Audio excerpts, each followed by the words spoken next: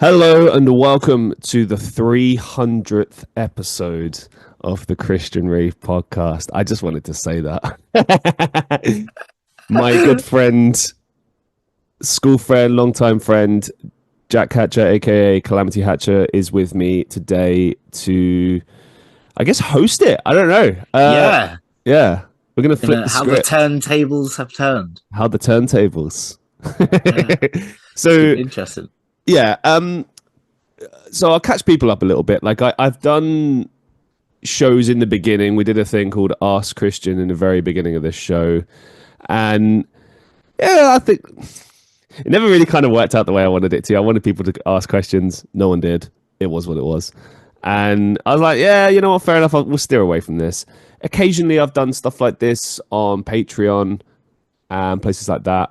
And I've had amazing people like Vilma and Kerry and people like that send in questions. So thank you so much for all the times you've ever done that over the years. Really means a lot. So I thought we would go with that. I accepted a bit of a crazy challenge to answer 300 questions by Vilma. So that's going to be bonus content at some point. I was going to say, I do not have 300 questions here. Yeah, no, that's the other challenge I'm doing. My idea is hopefully to have that in the run up to this episode. So it'll be like one big Wallapalooza of shows because I've actually recorded past this show. And I've been waiting. Yeah, I know it's weird. I think I'm on, this is how the machine works, really. It is. It is. You know all too well as a big content creator, man. Sometimes it's like that. Sometimes it works better that way, actually. Yep. And as you know, there's a lot going on in my life at the moment. So I've been busy, but I have a plan, guys. My plan is at some point to give you like a week of content. It'll all be like bonus shows and it will culminate in this episode. So when you have listened to this episode, you will have hopefully seen about 6 shows already for free. And the rest will be on patreon.com/Christian Reeve. So there you go. That's the plan. That's what's going on. Let's talk about you for a bit before we go into talking about me because it's yeah, you're so like trying to get out of it, aren't you? So trying to get out of the. No, I just feel like it's rude not to just be like, fuck you, Jack. Let's just talk about me for several hours like that. I appreciate that. We gotta have a catch up, right? Right. Well, there's a lot going on in your life. That's why I want to ask. It feels like yes, but no. Interesting. You know what I mean? Just because of the nature of what's been going on. Okay. I can't really do much. Oh, right. Yeah. I get what you mean. So I've just been sat around. So, Jack had eye surgery recently, right? Laser eye surgery? No, like needle. Oh, fuck. Yeah. That's fun. Anesthesia. Tell me you didn't feel that. Yeah. I woke up 2 hours later. I'm gonna guess it ached like fuck. Oh, it was a mixture of when I first woke up. No, that I tell you now, whatever they're putting in that stuff, Jesus Christ, I was like, I swear to God, I eye patches over both eyes right when I woke up because they did some lasering in my left one as well. And I literally ripped the one off my left eye and was like, I don't need this. I've had lasers in my left eye before.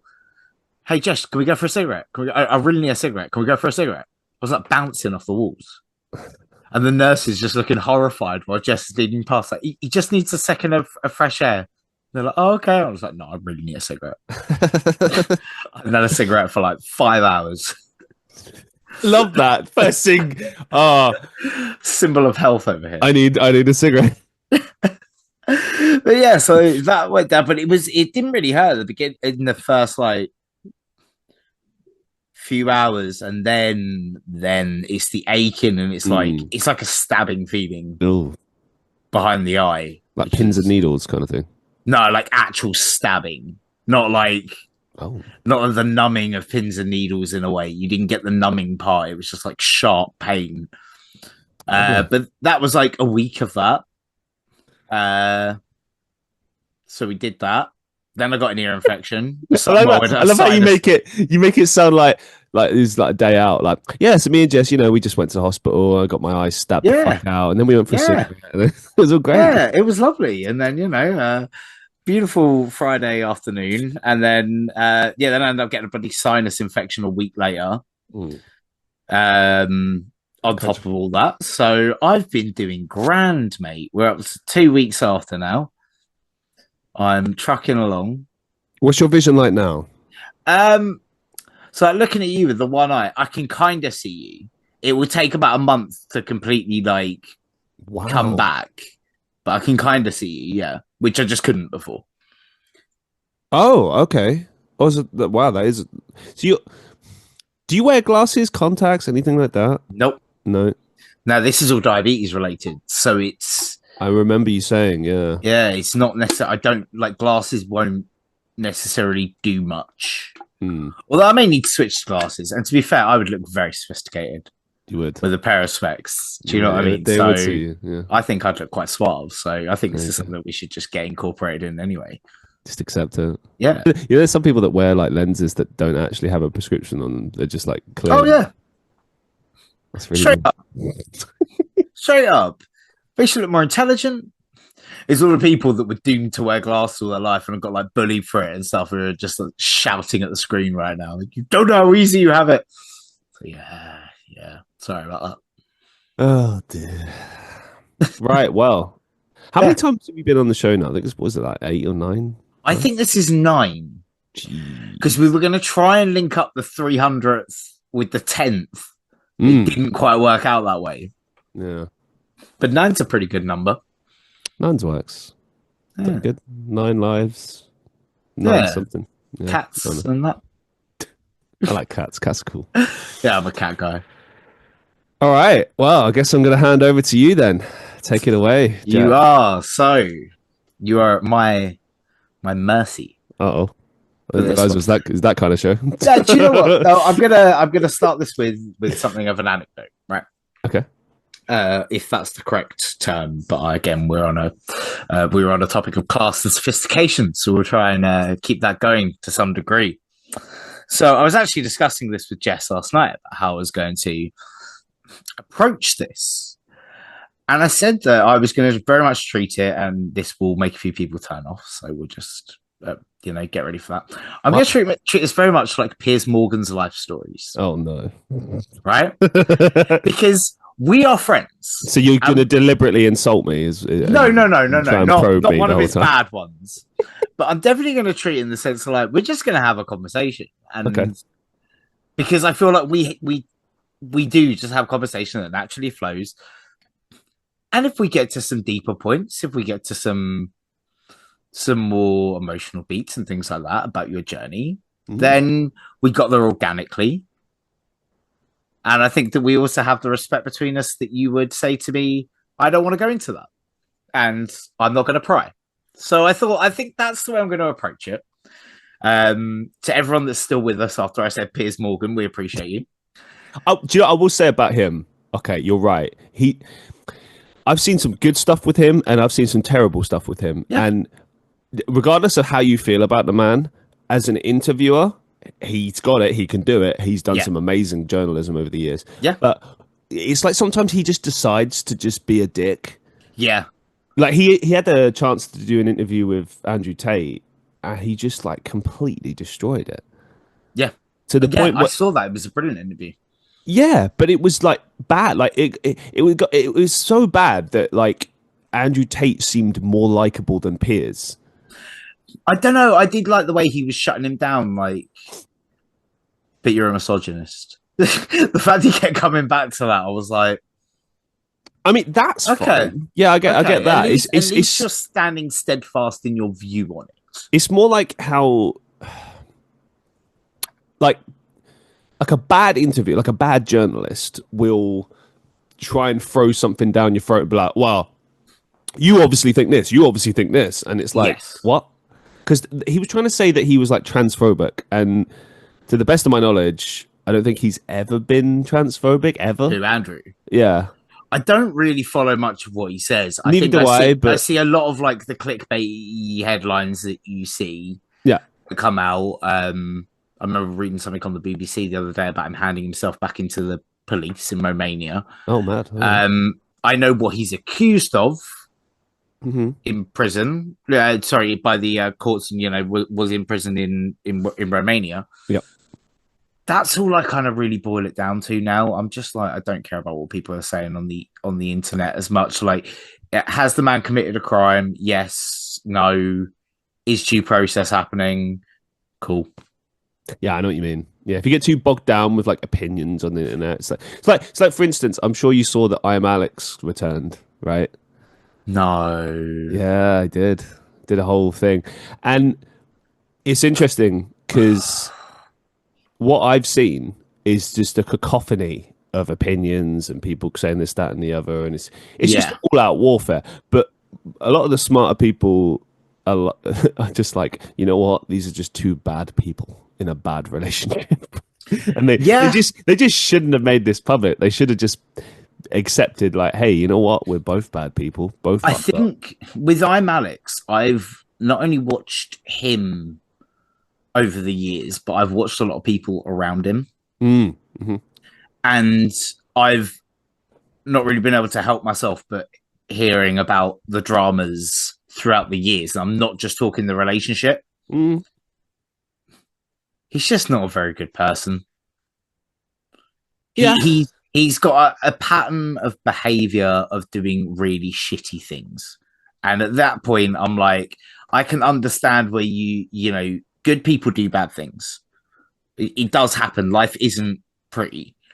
And bad people do good things. I gotta say though, like, but a lot of with these, him, a lot of these like commentary channels though, like they dedicate themselves to criticizing other people, right? Holding people accountable. Yeah. And can't take any themselves.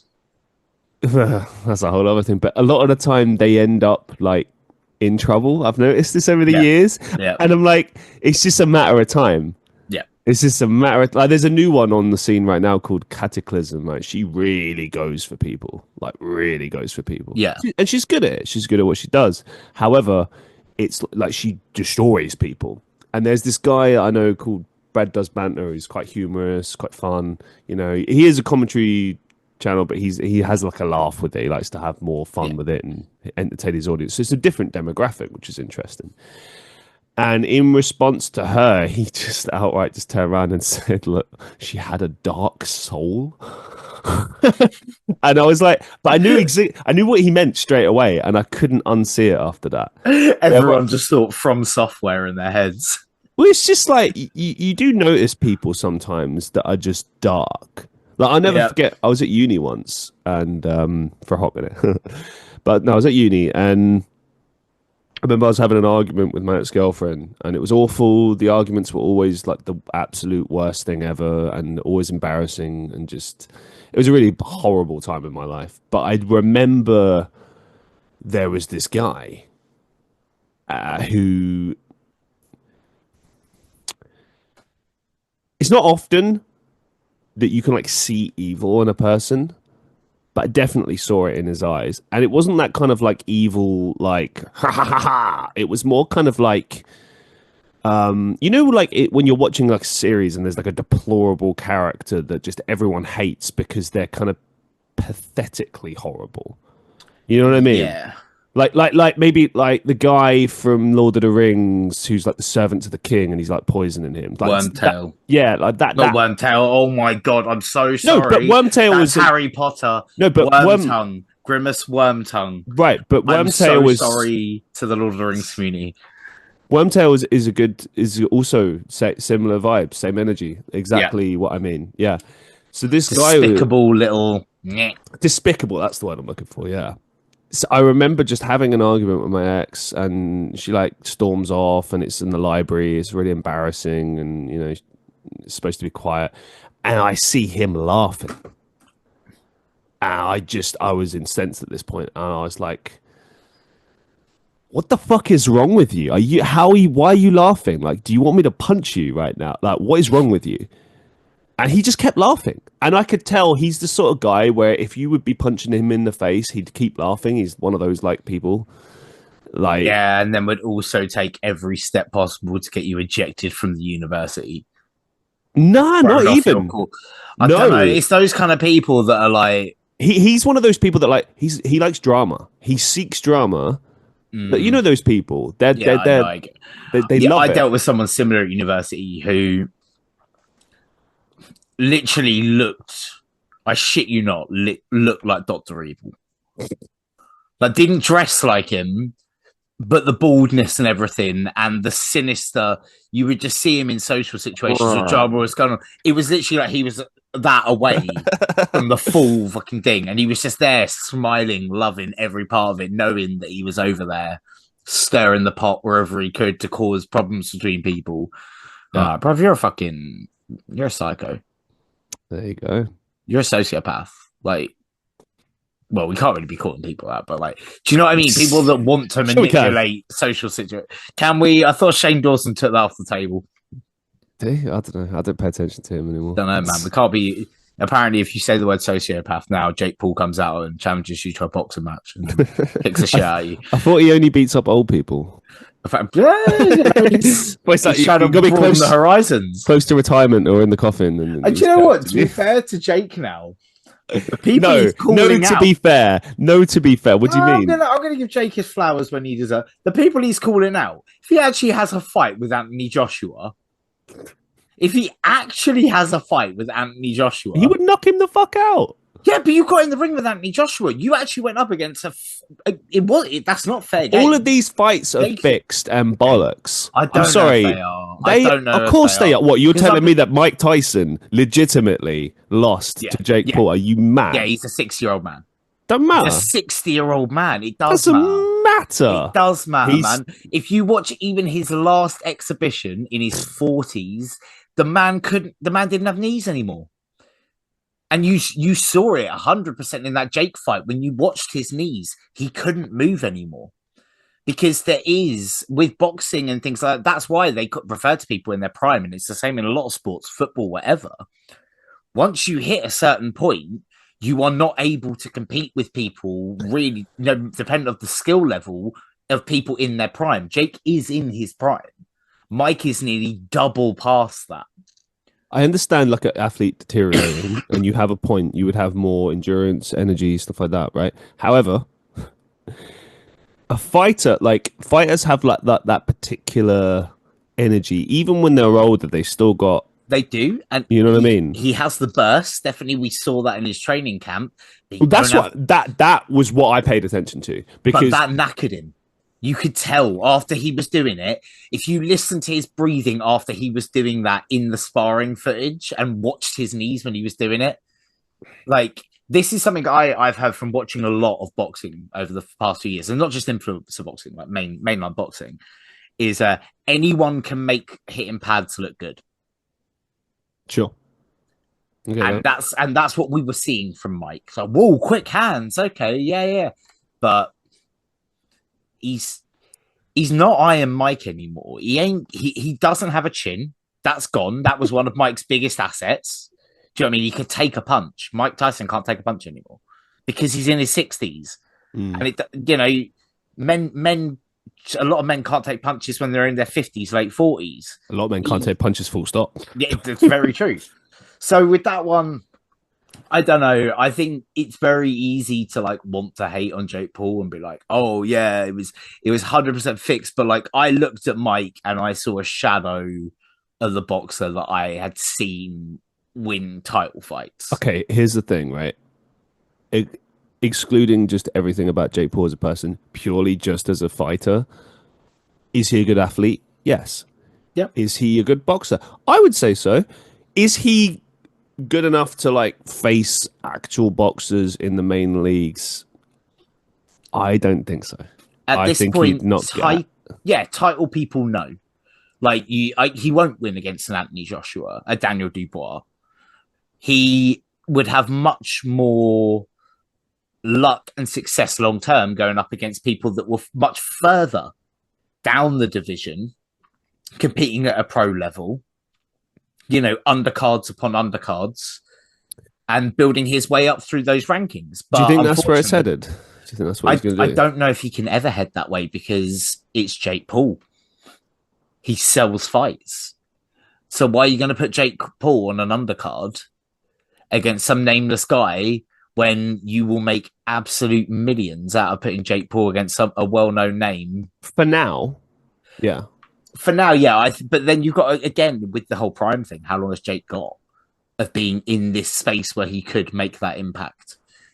The vibe I get from him is he takes boxing very seriously. Like, he actually respects it and really wants to go somewhere with it. That's what's interesting to me. Because, again, say what you want about those two, the Paul brothers, but they take sport very seriously. Like, they don't fuck about. Like, look at Logan with WWE. Logan, I knew it as soon as I heard amateur wrestler. I was like, okay, let's see. Now, granted, he's been trained by like the very best, you know, like with Shawn Michaels, people like that. Like, every match is choreographed to the point where like he doesn't really have to do much. However, his athletic ability, the way he moves, the way his natural timing, psychology, everything, he is born to be a professional wrestler.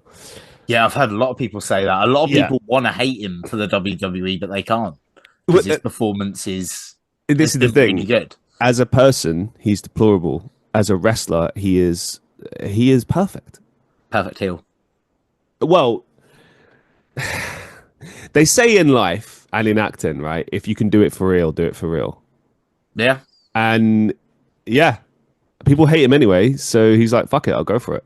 Yeah, and he's a natural heel. He's very good at it. He's very good at being an asshole, and that's kind of like what it means to be a successful heel. Like, but normally it'll be like a lovely guy who's like, you know, like John Cena. You know, he's just turned heel, and it's interesting. Although I kind of agree with most people that it's a bit pants. But... I mean, I think with John Cena, he wanted to change it on the way out. Fine. You know what I mean? Like, that's he's fine. never done it before. It's just, I'm sorry, but like when the bad guy is like this, like you can't see if you're listening. Grumpy face. Yeah. I'm bad guy John Cena. It's too acty. It's not real. Like, the thing is, we know John Cena. We know he's one of the nicest guys on the planet with some of the best morals. This is what I mean. It's difficult to buy him as a heel right now. I will say there's a lot of clever stuff in it. Like the whole... I saw this the other day. You know his saying, "You can't see me," and on his cap it will have the line through the sea. He just released some merch that has that, but then there's a line behind the sea, as in "You can see me." Okay. And I think that's interesting because if you explore that a little bit deeper, it's like, finally you can see me for what I really am. Yeah. And if you think about it, there's a lot of wrestlers over the years in storyline that have challenged, like, oh, he's not actually a good guy, he's a bad guy. Yeah. He's playing a character. Even people have said it in real life, actually, that like, he's just full of shit. And it's interesting because when those people go to Hollywood, sometimes it changes them. Yeah, that's true. Just look at The Rock. He's just PR machine, isn't he? I mean, I think The Rock is deplorable.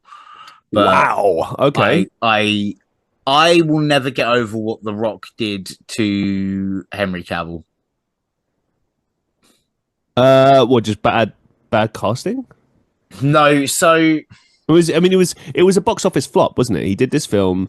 He had Henry Cavill in it, and everyone was happy with his performance. It was basically just a shit film. The story that came out is Dwayne Johnson basically, like, so Shazam 2 was coming up, and the director of Shazam 2 turned around and said, right, so you've cast Dwayne Johnson as Black Adam. Mm-hmm. Let's do it. Because Black Adam is Shazam's biggest villain in the comics. He's his most iconic villain. The Rock said, no, I'm not doing that. I'm The Rock. I don't get beat. And I'm not being in that movie. This is my movie. We're doing it the way I want to do it. And I'm going to completely relaunch your DC universe. We're going to completely change everything. We're going to fix it with my one movie that's being produced by me as well. Film was bad. And he dragged Henry Cavill back in. And he went to the Warner Brothers executives and he was like, no, this is the relaunch of the DC EU. I'm bringing Cavill back, blah, blah, blah. That film came out, and then like the next day, Warner Brothers were like, yeah, no, this is done. We're scrapping all of it. So Cavill comes back and announces he's Superman again, and then Warner Brothers just scrap all of it because like we're not working with Dwayne Johnson.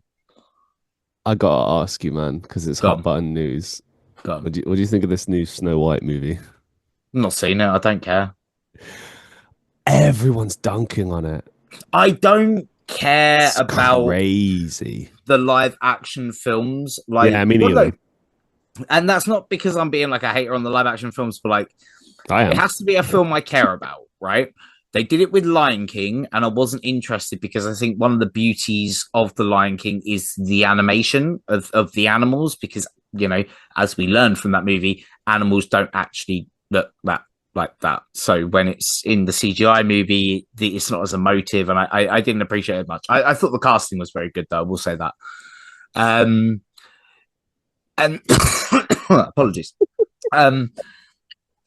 As far as that, like, you know, Mufasa went up against Sonic 3, so fuck Mufasa, let him fall off the cliff. Oi. Well, I'm Sonic 3 all the way through, man. It's the greatest movie of the past decade. My boy. My boys. Always got my boy. But then, like, I've not really followed any of them. I'm very much looking forward to Lilo and Stitch. I cannot wait for that. The Moana live action remake is once again Dwayne Johnson just being like, I'm Dwayne Johnson, I can sell tickets. I gotta say, I don't buy him. I don't understand why his films grow so much. And again, I'm not trying to hate on him. Like, look, he's achieved a lot. Congrats. Look, I'm He's a had a very successful career. wrestling fan. I fucking adored The Rock as a character in wrestling growing up. I knew he would be a success in films because he's charismatic. He understands. Yeah. But the problem is, for a while he got typecast. He played the same character in every film, and like now, the types of films he's in, it's like the hype is unreal, and then you see the film and it's not good. And I don't know specifically what the issue is. I think he's got an ego. Sure, he's got big things written into his contracts that mean like you have to pay me XYZ or I'm not doing. You have to pay me XYZ. I can't get beaten up. I win every fight. It's in his contracts for action movies that he wins every fight. Why? And he can only take so much of a beating because he's The Rock. But that's insane, man. He should have learned from wrestling. Like... He doesn't go down. That's why he's your number one action star. The bad guy will never beat The Rock, but then that creates a predictability. Yeah, all his movies feel the same. You got to create stakes. Like the whole point of like, if you want to do the classic trope of an action hero, what happens? They get beaten the absolute fuck out of to the point where they nearly die. I mean, just look at RoboCop. What happens in the first 5 minutes of RoboCop? Guy gets like shot in the most brutal scene I think I've ever seen in cinema. Like they just shoot the bad guys just laughing and shooting him to the point where there's nothing left. And then they take his dying carcass and put him into a robot suit, and then he comes back. But again, see, here's the thing: RoboCop was very. I can't believe I'm talking about RoboCop. This is amazing. Mobility issues, very slow. You know, would also struggle quite a lot. I think in the second one, he like nearly gets destroyed at some point. These were 80s action movies. They were grittier. There was more to them. There was more of the hero getting beaten up. Like, you know, you'd see Stallone covered in his own blood in his movies and things like that. You see Arnie covered in his own blood in movies and things like that. Like, there was more of an element to that. I just think, like, if there's no stakes, what's the point? I agree. You know what I mean? Like I don't like Dwayne Johnson movies. No, me neither. Because I think what it is there's too much of like you said, a predictable formula, which is boring. It's not interesting in any way. Like, I don't want to see. I think this is why when I was growing up, I was never really that fussed about Superman as a character, because I was like, what's the point of having a character that's pretty much indestructible? And I grew to love Superman through reading comic books in the sense of that becomes almost part of the problem for him. Yeah. In the sense that, this is a god that wants to be a human. That was raised by humans, that loves planet Earth and just struggles with this concept of, extending his finger and putting it through a wall, but just wanting to protect and be normal and be vulnerable and human. And I think that's the beauty of the Superman character. And I think that's why it's lost on the Zack Snyder movies. Yeah. Because you're not latching on to Clark in the same way, because he's not particularly likable, because they just do this constant thing of comparing him to Jesus. Yeah, it's weird. Zack Snyder is constantly like, but Clark is Jesus. Look at this shot. Look at this imagery. Look at this. And it's like, it's the laziest thing you can do is compare fucking Superman to Jesus. I think it's always better when you focus more on the character, like in superhero movies, like the who they are when they're not that character. Like that's always more interesting. Like I'm watching the Daredevil series right now. Oh, right. Incredible! No spoilers because I'm still watching it. Yeah, but I'm reminded of like how good the story is, because it's really not about Daredevil. It's about Matt Murdock and his struggles and like, should I be this character or should I not be this character? Like it raises the question of like, can we really achieve justice through the justice system, or do I have to take it into my own hands? Which is a pretty obvious like trope, but they do it in a smart way, Yeah, because of because of him being the lawyer. Yep. He is very much a believer in the process and and he knows the changes that he can make from being a lawyer, but there are things the courts can't do. Yep. The courts can't stop a movement of drugs at this time, or a young girl that's about to be assaulted, or whatever. Like, it can't do anything about that. It's only something that can be done after that has happened, which is where Daredevil's part comes into it. I mean, I'll let me just quickly ask before I go into this, because this is something I can nerd the hell out on. Where are you at with the show? I think I'm like 3-4 episodes in. Is this Daredevil Born Again or the original Daredevil series? Oh, Born Again. I already binged. Yeah, the original Netflix series is fantastic. Yes. This new series, I don't agree with the very first thing that they did. It broke my fucking heart. Look. I think it was. I understand why they did it, but I'm sorry, I can't. Like, when you think about like how much they had to go through to get that, and then they just it's like, well, can't we just have a nice thing? No, it's Daredevil. Yeah, everything's got to be terrible in his life. Everything has got to be awful. Everything just has to be tragic. He can't have any happiness. Yeah. That's unacceptable. That is the character, though.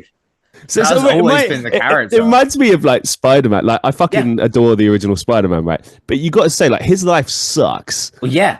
You know, like the girl he loves is horrible, right? She's an awful person. MJ, yeah. She's awful.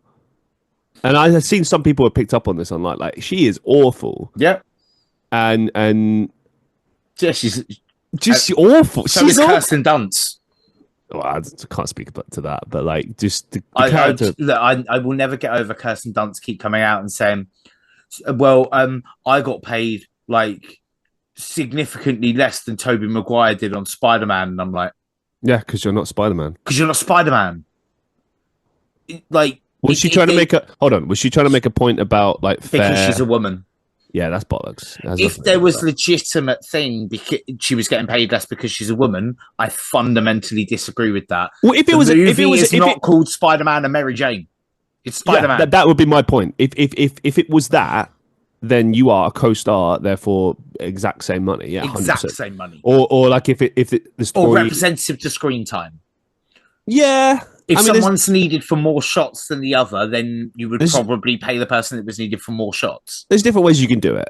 And I'm all for equal pay. I think that's right. Yeah, but completely. it's a business, and let's be honest here, it's about your contribution to the film and what you represent to the film.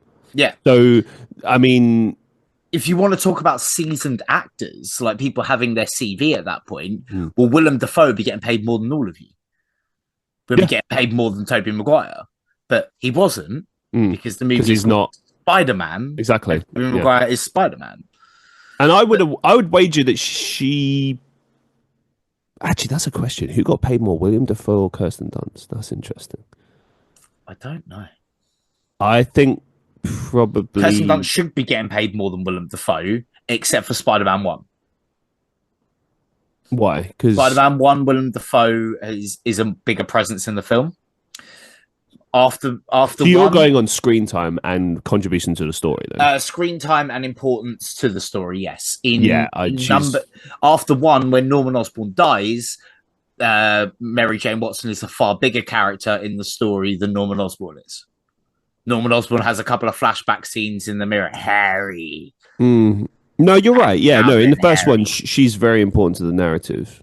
She is very important to the narrative, but she's not the title villain. Yep. She does have a smaller role than Willem Dafoe, I would say, in that film. Interesting. The only one where that goes out the window is the third film, because we have to throw 3 different villains at the mix, and none of them get their moment to shine. I still love the movie, Jane does but more than all of them. I love the movie, but I also hate it at the same time. I kind of hate it now. I loved it at the time. Hate. Yeah, but it's Venom so dirty, and it's not Topher Grace's fault, but no, terribly miscast. I think it's just because, like, in the comics, Venom is such a big deal. Yeah, and in that film, he just feels like not important. Yeah, like, so an weak. afterthought. Yeah, and he was, but that's the point. He was an afterthought because Sam Raimi said, "I'm doing Sandman," and Avi Arad, fucking Avi Arad, was like, "No, Venom is our biggest villain right now. You need to use Venom. You need to use Venom." And Avi Arad was like, Sam Raimi was like, "I don't have plans for Venom. I have plans for Sandman. I have a whole script written about Sandman." But Avi Arad was to be fair, if it had just been about Sandman and you got rid of the other 2 villains, the film would pretty much be the same. You just would have saved some screen time, probably could have developed some other stuff a bit more, and it would have worked. Maybe just give it to Harry and Sandman, because the Harry stuff had come to a head at that point. Oh yeah, you had to because at the end of the second movie, Harry knows. Yeah. So at that point, you have to kind of work on that as well. Unless... You still could have the team up at the end and all of that. Or, because you remember they were going to do a 4th. Yeah, and that wasn't going to be any of them. That was going to be Vulture. Yeah. But, like, you could have done Harry in the 4th. So you could have had, like... Yeah. You could have built it, and then, like, he... Right at the end or something. I don't know. But back to your original point, yes, that Peter Parker lost everything. Andrew Garfield's Peter Parker lost everything. I'd argue no, because Toby didn't lose everything. Toby lost a lot. Yeah, Andrew lost everything. Because Andrew didn't lose Aunt May. So Andrew lost. She always dies, though, as canon. She always dies. No. Yeah. Not always. Yeah. I mean, she Mostly. does. She does die because she's old at a lot of points. Yeah, eventually. But if you think what Tom Holland's Spider-Man lost, he lost Ben and May within a couple of years of each other. Yeah, that's brutal. So it's like, I think it's intrinsically written into the character of Spider-Man. Like, it's part, and it's something they picked up on in the recent Spider-Man comics, which I thought was really, really cool. It was like Spider-Man is basically defending New York from like a cosmic entity fused with the powers of Juggernaut. So he's like a Spider-Man Juggernaut, and he's there casting this spell because he's learned magic over a week, and he's like, I can't hold this spell to keep this out forever, but I can hold it until I die. And then Sitarak, the god that gives Juggernaut his power, comes to Spider-Man and he's like, why do you do this? And Spider-Man's like, because I have to believe that for every second that I'm doing this, someone out there is going to have a better day. They're going to keep being able to fight on because of what I'm doing. And I may be a momentary speck in this world, but what I do here makes a difference and helps people. And it's like, I think it's the key defining point of Spider-Man, right? Like, despite all the loss, you just don't give up. You keep bouncing back. And I think that's probably one of the most beautiful things about the Peter Parker character. That's why so many people resonate with him. There you go. A bit of an inspiring moment there. Thank you for that. You know what I mean? Like, as life puts you down, you just keep going. Absolutely. Could not agree more. All right, well, so we've had a nerd out. Yeah, we've had our time. I wanted to catch up. I wanted to have a bit of that. I feel uncomfortable. You ready for this? Yeah. So I feel uncomfortable when it's all about me. I get that, which is funny because this is what's the name of the show? The Christian Reeve Podcast. I do everything on my own a lot of the time because I have to. Yeah. I'll give you an example, right? So I just did a headline slot at this place that I play regularly. I do like the open mics there every Wednesday. And this time because I just released an album. So I played thank you. I released the album and played it in full on stage. I was like, fuck it, I'm going to do it. And I'm hopefully going to do it again tomorrow as well, elsewhere. So I was like, cool, let's do this. And, I've gotten used to not expecting very much from things when I'm doing it. Like if it works out, great. If it doesn't, hey, I'm used to that by now. But a lot of people showed up. So like friends showed up, friends brought their friends. There was a crowd of roughly 30, 40 people there to see me, stuck around to see me. And I was overwhelmed. And the people were singing, people were chanting my name, all sorts of crazy stuff. And at one point they were chanting and I had like imposter syndrome. I was like, I sort of joked on the mic that, hey, is this a bad time to tell you I got anxiety? Like, I was like, I don't know how to react. I'm like, yeah, thank you. I always get awkward with that, I get it. Yeah, because it's like I'm confident in myself, but I'm also grounded. So yeah, because I've been called arrogant and narcissistic over the years because people always mistake them like those things. They think if someone's really confident, they must be full of themselves. Yes, yeah. And it's like I disagree. I think you can be humble and also confident. You just have to find the balance right. You have to understand that it's always you against you. It's never, you don't compare yourself. Don't be bitter. Don't try to be better than anyone else. Just be better than yourself, better than you were. Yeah, constantly improving. Yeah, exactly. You can always be better. You can always take advice. You can always take criticism. Nothing is beneath you, stuff like that. Yeah. But yeah, it was a bit of a crazy moment. And I always get a bit awkward with stuff like that, which is just funny to me. But yeah.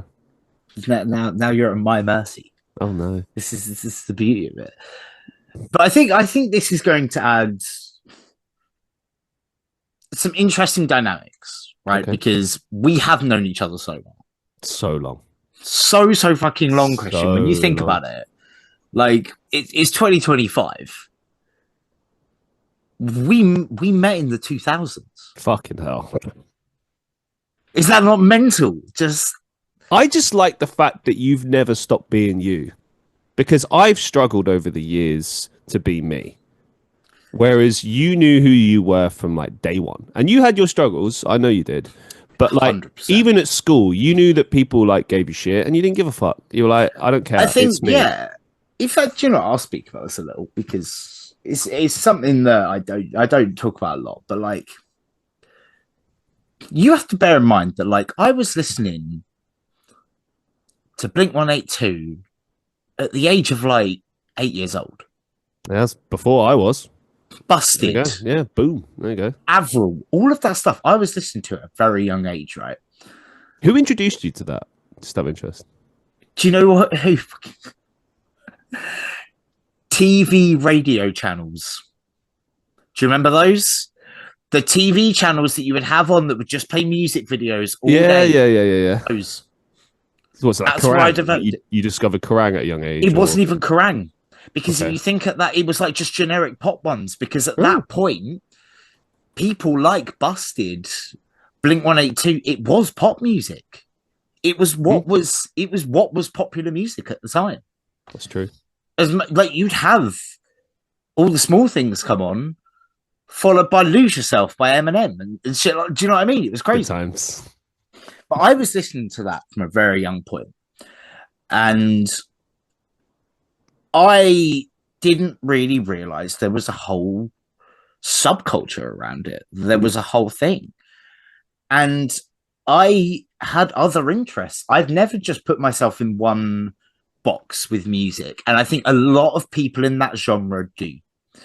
And I think, do you know what? I'm not throwing shade, but I think you were probably a bit like that as well at that time, because I became that way, where it was like pop punk or like or metal or whatever you listen to. It's like, no, I don't want to listen to pop music because of all of this and that. Like I became that way after a while, but I feel like that was definitely like something that the subculture kind of put out there. So this is what I remember and how it was for me.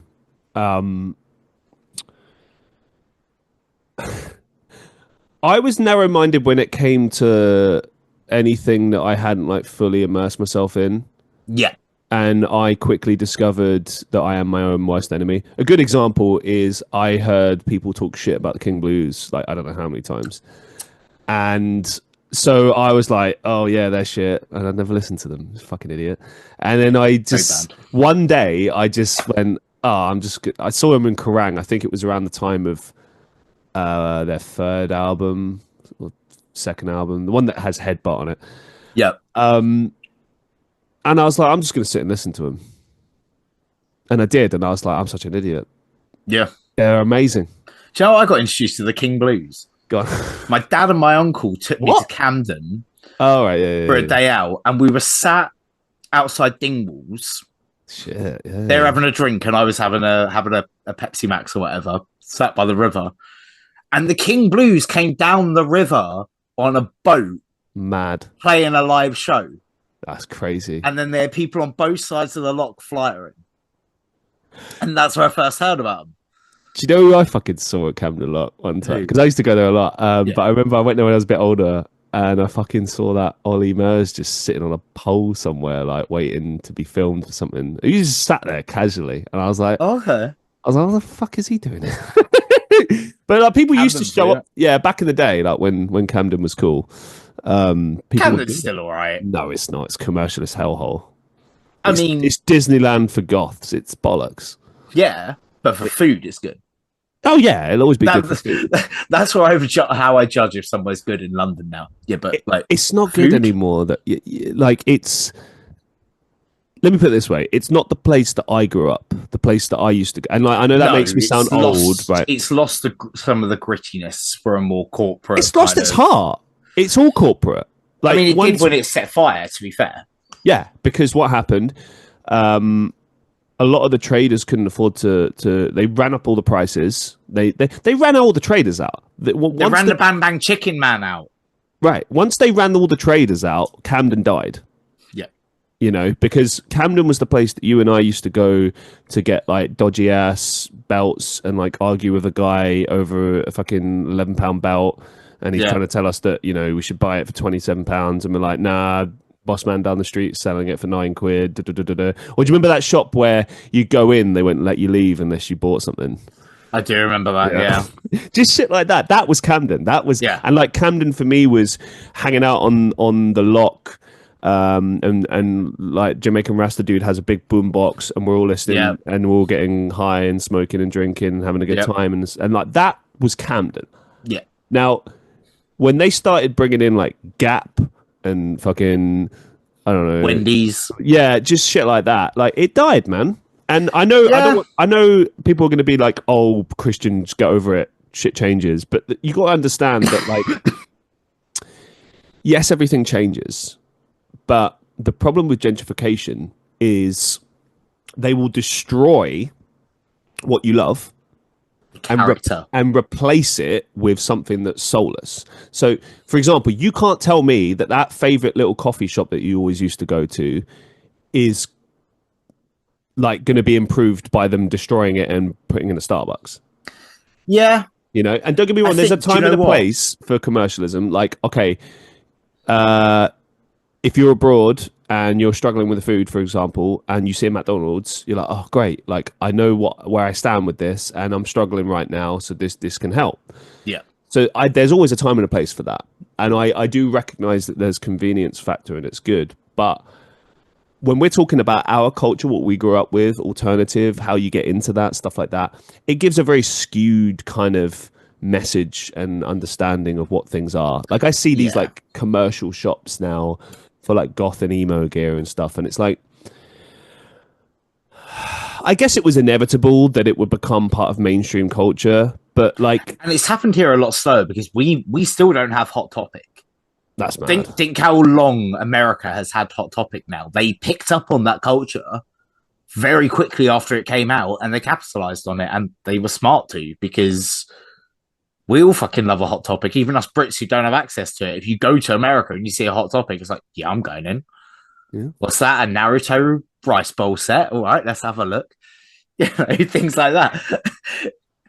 But it's just the way it is. But I actually saw before we came on the podcast, and I really hope it's not here, but looking at the picture that they put up, I think it's exactly where I think it is. There was, apologies, a family comic book store, a very small independent run comic book store in Camden that I went to a couple of years ago. And when I discovered it, I bought a load of art prints there because I'd like to support independent stores like that. Yeah, same. I think Forbidden Planet have taken it over. I think it opens next week. And don't get me wrong, I love a Forbidden Planet, but like I would rather see an independent store do its thing. With that though, that's an example of like something at least being saved somewhat. Yes. Do you know what I mean? Still keeping it comics. Because it's like, okay, they couldn't afford to be there anymore. They're outpriced by places, but Forbidden Planet are like, hey, we'll keep it alive. Like, at least it's not Boots or whatever. Yeah, like, I mean, because like, for instance, here in Manchester, you'll see it often. Like the Hacienda, the famous, venue, is Buck of Flats. You'd never know that it was this famous venue. I think there's a small plaque somewhere, and then of course the name, but that's it. You'd never know. Yeah. And shit like that. Like, I understand things have to change, but I think a lot of the time, if you're gonna change something completely, at least have like remnants of what it once was. At least like work around it. Like I think it's really cool when they take like an old warehouse and they convert it into flats or something like that. It's like, yeah, you've kept the character of what it was. Yeah, it's not going to be a fucking warehouse anymore, or mill still works. I get that, but you've kept the integrity, you've preserved the history, and you've pushed it into a new era. Now just make the flats actually affordable, and we can we can all have a nice time. Yeah. But yeah, I mean, so back to the point that I was making before, like, I think that the thing with me is like I've always listened to the music I listen to. When I realized there was a subculture, I think there were a lot of people that were ingrained into that subculture who were like, ha, no, you listen to this band, the Jonas Brothers, so you can't be part of this. And I'm like, do you know what? Yeah, like MCR saved my life. Yeah, cut your wrists, all that. I don't care. Sorry. Can you name me someone in Blink-182? Yeah, Tom DeLonge. Can you name me the other two? I don't need to justify myself to you. No, because you can't name them. But I've been listening to them since I was 8 years old. Can you name me any Sum 41 song that's not In Too Deep or Fat Lip? No, I didn't think so.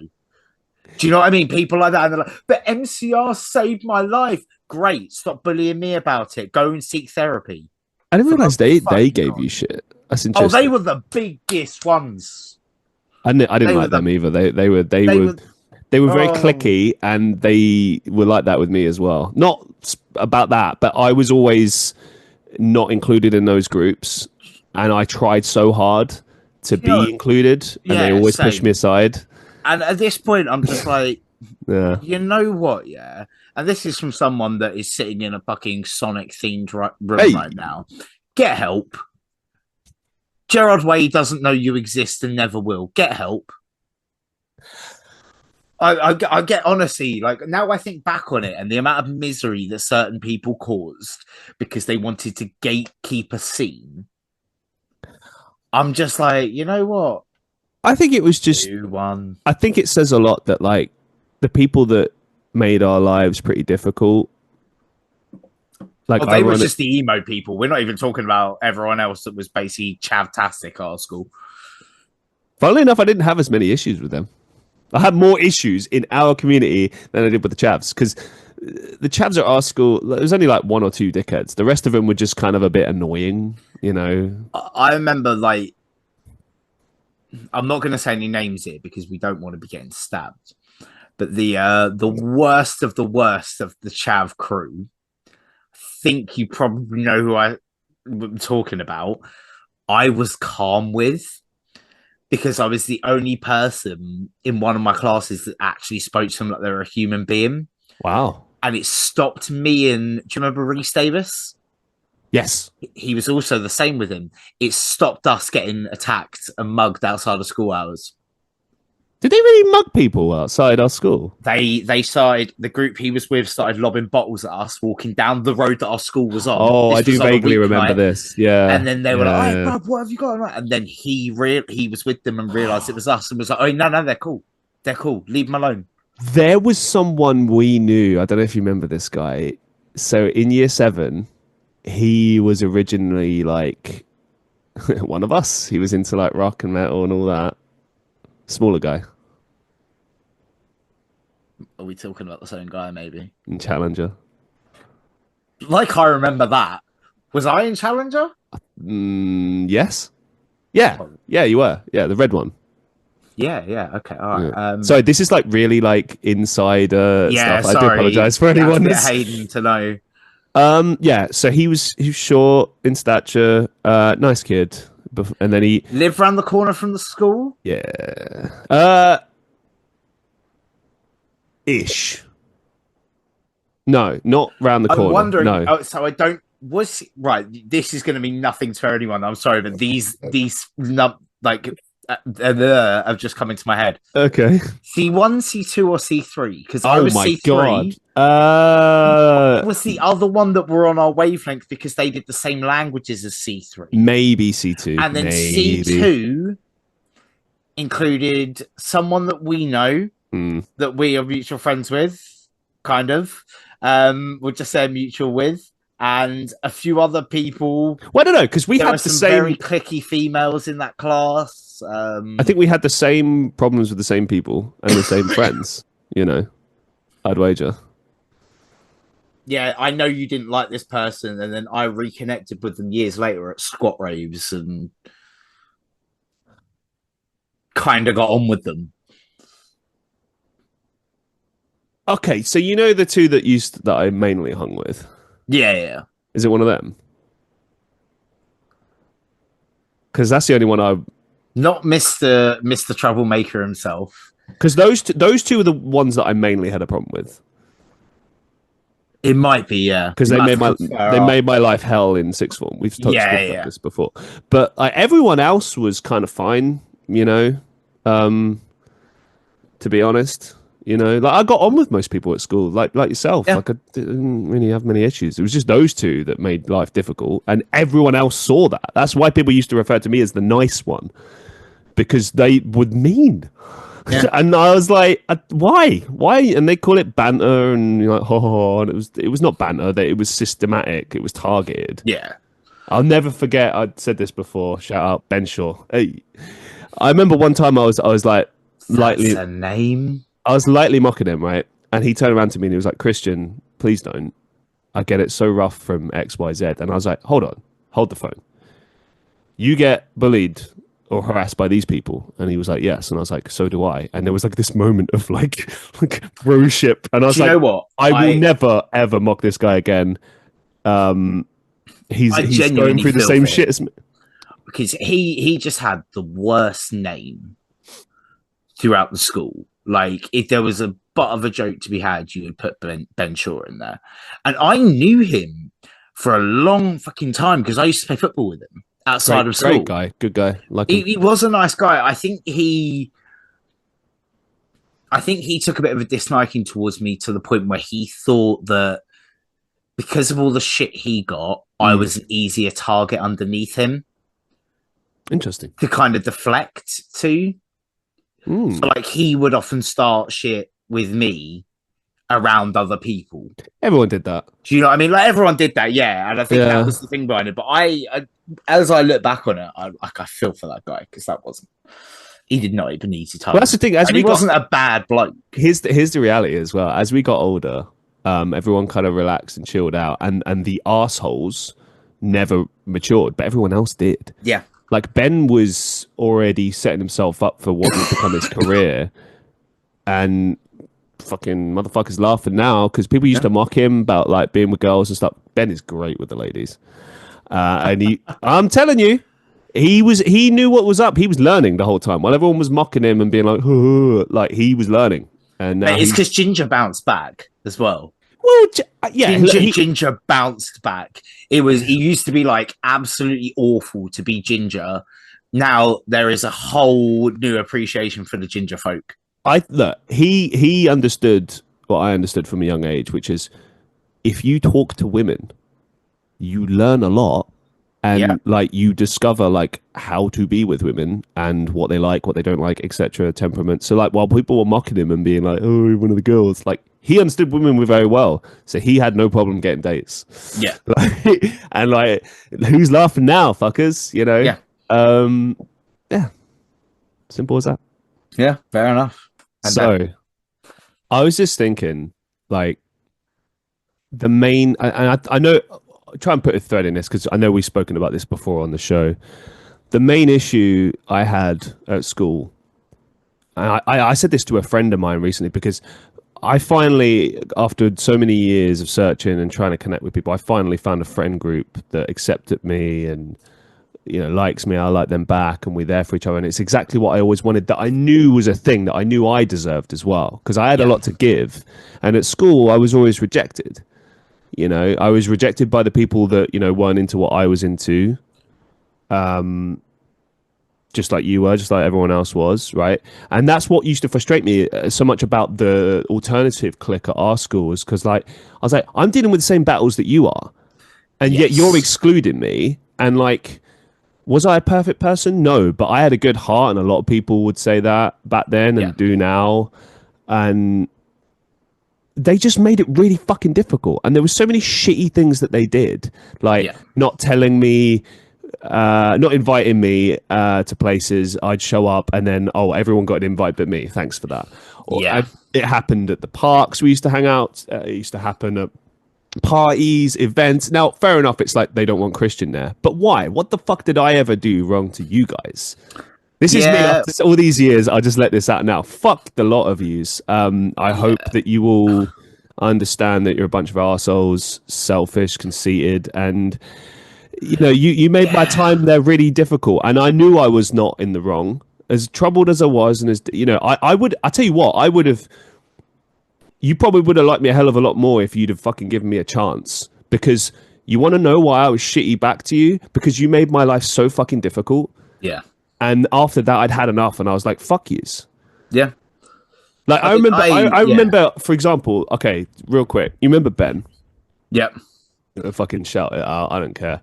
So back when I was dating this girl that he liked, it was after the fact. First of all, but he'd already put me through some shit at that point. He'd let me down so many times. He had me like waiting at places for hours, and then it's like, haha, I left Christian waiting, all this. He was one of the people that, like, there was a time when I considered him a best friend. Yeah. I really tried hard, and I said thank you, and I loved his family, and I still do, and all of this. And then he was just an arsehole, and he let me down, and all that group let me down. And in the end, I was like, fuck yous. And when I started dating that girl, I rubbed it in his face, and I'm not proud of it. And it was shitty at the time, but I also didn't feel remorse at the time because I remembered how he treated me. Yeah. And he was all surprised, like, oh, wow, why would you do that? And it's like, because you're an asshole, and I want you to feel like a dickhead because of how you treated me, how you made me feel. Yeah. And that, for those listening, you got to understand that, like, at the time, I was dealing with a lot, like personal family stuff. I was dealing with the difficulties of just growing up as a teenager, and growing up in the 2000s as an alternative person was so hard because Yeah, it wasn't easy. you know what I mean? You had like chavs, people threatening to mug you and kill you and stuff in London. It was very real. Even at our school in our area, which was by all intents and purposes a nicer area, I still had it. I still nearly got mugged outside my front door. Like it was not easy. And then there was, adults, people on the street just shouting abuse at you, like fucking fully grown 40, 50-year-old adults, you know? And then like there was times when I'd be on the bus and people would be kicking the back of my head, spitting at me, grabbing my bag, throwing it around, all that shit.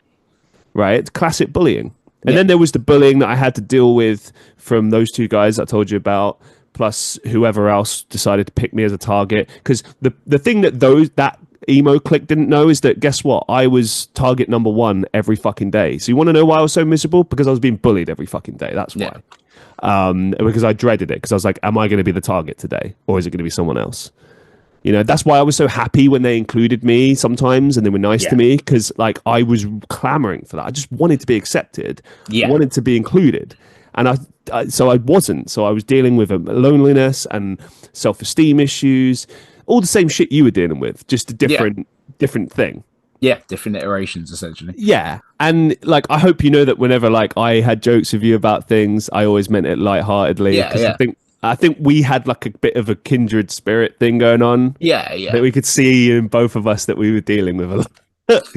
I think it's, I think the thing I've learned at this point is just that there's no winners of revenge. 100%. Like, the universe has its way, right, of doing things. And for me, you know, it got me to Sega. As far as I was concerned, I was above everyone that had ever given me shit. That's obviously created its problems, seeing as I'm no longer there. But we move forward, right? And I think the universe has a way of punishing those people. You know, as you said, a lot of the people that gave us shit are doing nothing. Well, this is the thing I hear about. Like, some of them, you know, they just grew up, they matured, and like, I think is you got to understand, I don't carry grudges. Like, I don't think about this, but like, if you would ask me about it, like, what was it like? I'll say how it was. Yeah, it sucked. Yeah, it was difficult. And when I think about my friend group now and what I always wanted, and it's there, and I think about what I had to deal with then, I know that young Christian was not in the wrong to feel that way. Yeah. You know, that young Christian was not in the wrong to get, because I was heated and I had it out with them so many times and they always reacted like I was this massive arsehole causing a big deal. And I'm like, no, I demand that you treat me with the same respect that you treat everyone else with. Why are you treating them differently to me? You know, and when I have that now, I challenge it. And if I don't get the massively, do you know what I mean? If I don't get the respect I deserve, guess what? I don't associate with those people anymore. Yeah, because I don't see why people should have to accept that crap. 100%, and I think that's something I deal with a lot, in the sense of like, if we say I fit the niche of that generic Sonic fan, right? Let's be completely realistic, people, about what that means. Okay, like, really and truly, let's be completely realistic about what that means. By definition, I am docile. I will get walked all over, and I won't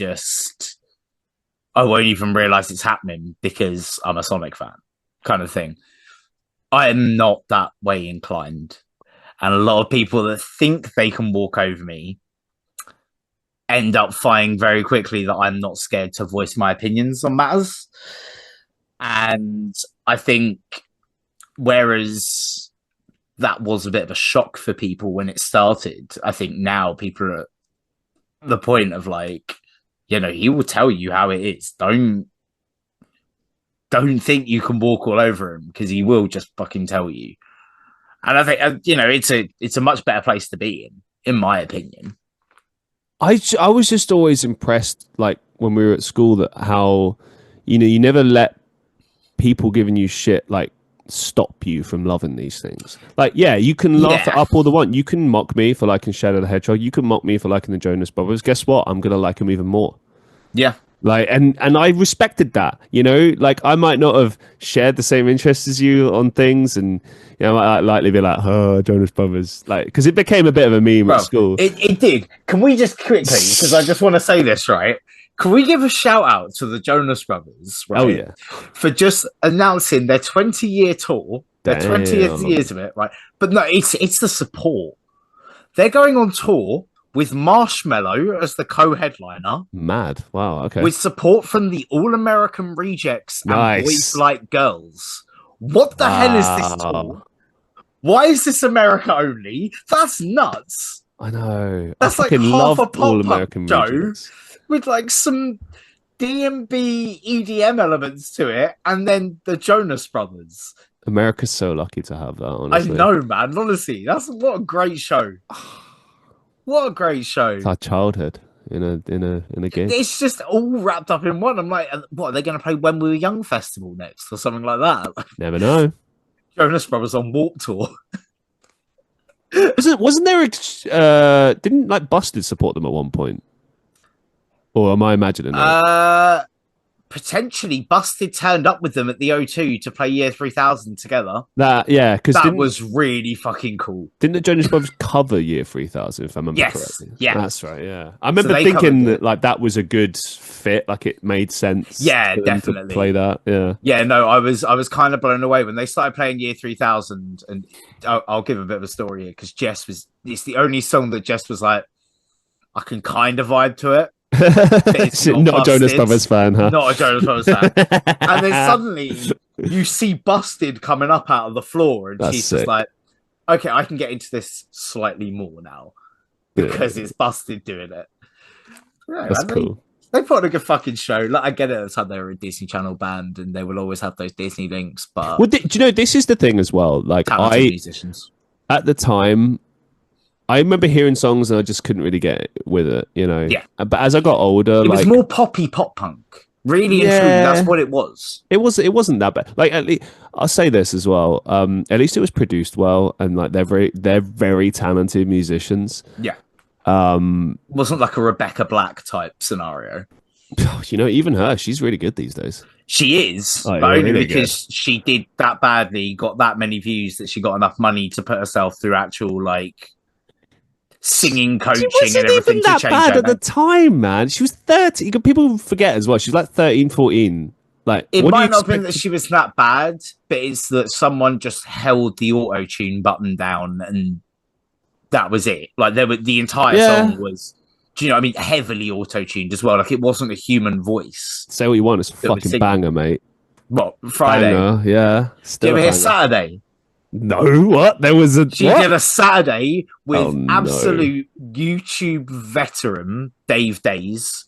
If you don't know about Dave Days, please go check him out. He is hilarious. Did some fantastic parodies. His Owl City Fireflies cover about being stuck in IKEA being an absolute highlight. Some great stuff, man. Yeah. It's fucking crazy in IKEA. I always used to get lost. It is. Like, what's the point of this store? I love an IKEA trip, not gonna lie.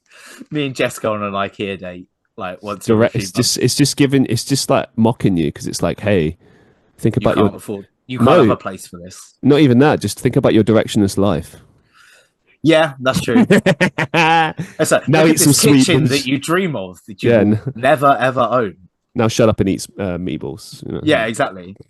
Oh no, wait, but there's a pot noodle in the cupboard. Oh, you owe me a pot noodle.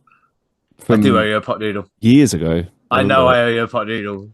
Mate, when you come to Facetown, I will make sure there's a pot noodle sitting there for you. That'll be like that's what I got to do. So I got to fucking book a weekend in London just so I get that fucking pot noodle. You're long overdue a weekend in London. I hate London. Yeah, but like, because you've been away for so long, bro, every time I come, I hate it more and more. It's like... Fair enough. It's the worst. I only go there to see family. I'd come there to see you for sure, but like I wouldn't enjoy being there. I'd enjoy your company. I wouldn't enjoy being there. I mean, at least if you come to see me, you're not going to be like, on the streets of London. You'll be in a club. It's just I didn't enjoy being there when I was there. I enjoyed growing up there, but then it was a very different city in the 2000s. Yeah. These days, it's just like London always, like people always have bad attitudes, but like now it's like crazy. Like if you're struggling like on the trains, for instance, like fucking God help you, because staff won't help you. They're really shit, bad attitudes. Way too many people. Like it's always busy. There's never not a quiet period. I don't know. Like, I took my girlfriend there recently, and she'd not been there since she was a kid, and we went for an exhibition, and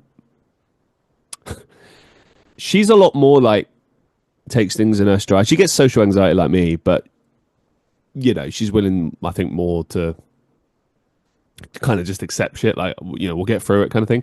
But even she said like I don't want to come back here, like we'll see your folks, but other than that I don't want to be here. And I was like, I told you. Yeah, it's not what it was. It's a lot more dangerous now, I think, than it ever was. Really? As well. Yeah, I would say that.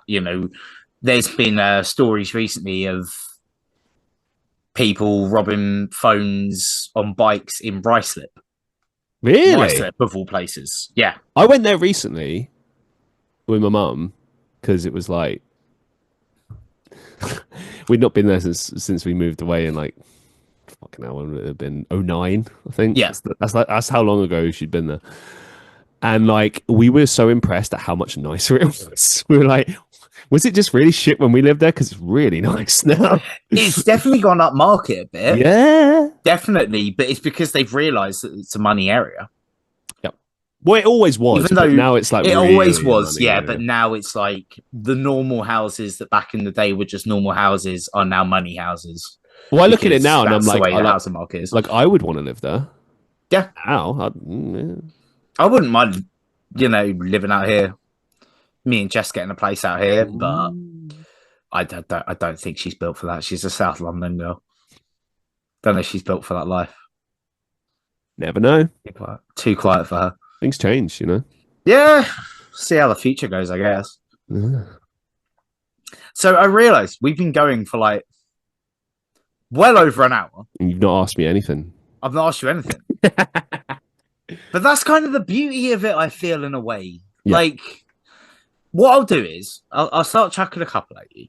Yeah, sure. And I'm going to focus on the ones that Vilma has sent in. Thank you, Vilma. Love you. Thank you, Vilma, for sending these through because, yeah, I feel like probably the fans' ones are more important to ask than mine. Because some of mine are a more broader kind of concept. But I'm going to chuck a couple of Vilmas and I'm going to pepper some of mine in along the way as well. Okay. So we'll see how it goes. So, 300 episodes. Did you ever make it? Did you ever think you'd make it this far when you first started? I know it sounds weird, but I didn't really think about it when I started. I think when I started, I was so kind of preoccupied with trying to figure out what it would be. Yeah. Because, I mentioned before, like I do things a lot on my own, and often it's because I've tried something with other people and people are unreliable, or it doesn't work out, or people leave. Because many people might not know this. I actually did a podcast before this, very short-lived, for like 7 or 8 episodes. 2 awesome guys, Trial by Fire and Childish Jacko, shout out. Both been on the show. And it just didn't work out. Like they just couldn't commit to it. Life comes up, no bad ill feelings there. But it sucked because like we really had something and I was like, we're just getting into it. But I understood, like, if you're busy, you're busy. You can't make it work. But like I've had so many instances of that, like, for instance, me trying to set up bands. I live in Manchester, a city of music, and I can't fucking find reliable people who want to put a band together, go figure, right? So I've always just kind of like been like, well, I'll do it then. Because I know I'll do it. And that's what I approach the podcast with energy-wise. Yeah. And I guess in the beginning, I just kind of figured, well, let's just, let's get to 10. Okay, cool, 10. All right, let's get to 20. Okay, cool, 20, 50, 100. Before you knew it, it's like, okay, I've gotten something here. I've figured something out here.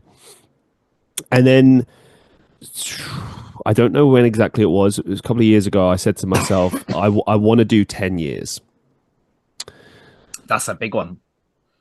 5 years in. It's been Maybe going not since as big as I 2020. thought. Yeah. Wow. It's crazy how the years fly, isn't it? It is. And you know what's more interesting? I love doing the show more now than I did at the beginning. At the beginning, it felt like more of a chore. Yeah. Now it's a pleasure. Yeah, and I assume there's more a natural swing to things as well. Like, for instance, with me, when at this point we're very seasoned in our craft. Mm-hmm. We know we know how to do things. Yeah. And I think when you start out, for me personally, creating videos was a much longer process than it is now. Now I can record, edit, and upload a video within 2 hours. Yeah. But it's because you learn things. You know, your OBS is set up in a certain way to have everything exactly how you need it for the videos. And there's definitely an element of that, I feel, where it's no longer about, right, you've put the work in earlier. You're still always putting some work in, but you've put like a lot of the bulk work in earlier, and it's saved as templates as how you construct your content going forward. You learn tricks and ways to improve the process, and you implement them, and then it just becomes more about the actual content itself than the creation of the content. When I lived in Estonia, I got to appear in Christopher Nolan's Tenet. I was an extra on that film. Oh, okay. And I got to see him make the film up close. And Yeah. I just got into acting that year, and I was new to the film industry, but it was an amazing opportunity. It was great, and it was amazing to see this artist at work doing what he does. The thing that I was amazed by, and the reason I bring this up, is that it's very like slapdash, cut corners, shit that would surprise you, because you go into it thinking, oh, the professionals, the masters, they must do this, that, and the other. It must be really difficult. It's like the higher up you go, the more corners are cut, the more slapdash and easy it is. Now bringing that back because to you know your craft. Precisely, but like I think a big part of it is you don't overthink, you don't worry. So the reason that, for instance, you can make a video in under 2 hours and have it edited and released and shit like that is you don't overthink it. You're like, yeah, all right, here we go, it'll be fine. And I think that actually leads very well into Vilma's next question, which is, looking back at your first episode, what's the biggest difference between then and now? The show's actually good now. Nah, do you know what? You're going to say that, right? No, honestly, it was difficult. And I'm going to say this legitimately. I've always had a blast coming on this show, and it's always been a show that I've wanted to show people in my life afterwards. Like every episode we've done, when we have done the car ride from, mine northwest London to Jess's in southeast London, every single time a new episode has come out that I'm on with you, I have played it. Wow. And I've genuinely enjoyed showing that to people. That's cool. And I also think you need to be very considerate of the fact of what we have, what we do. Right? Now, you are sat in your apartment, I take it? Yep. With a microphone you paid for yourself? Yes. I'm doing the same. Sat here with a Yeti Snowball that I bought off eBay. Nice.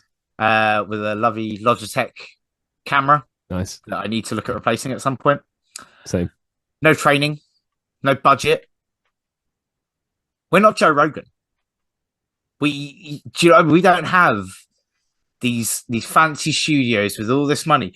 This is just Sonic shit that I have bought over the years that I have established in a way to make it look kind of presentable in the back of shot.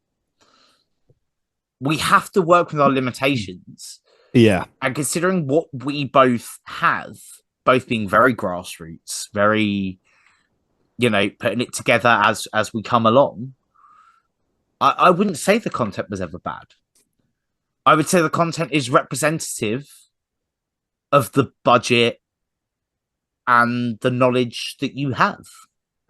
And as things have grown, you've been able to, maybe you're like, oh, I would like a better microphone. I certainly have gone through that to get to my Yeti Snowball. You save up over a few months, put a bit extra away from your paychecks. You save up for that. The quality goes up. But I would never say that it was bad.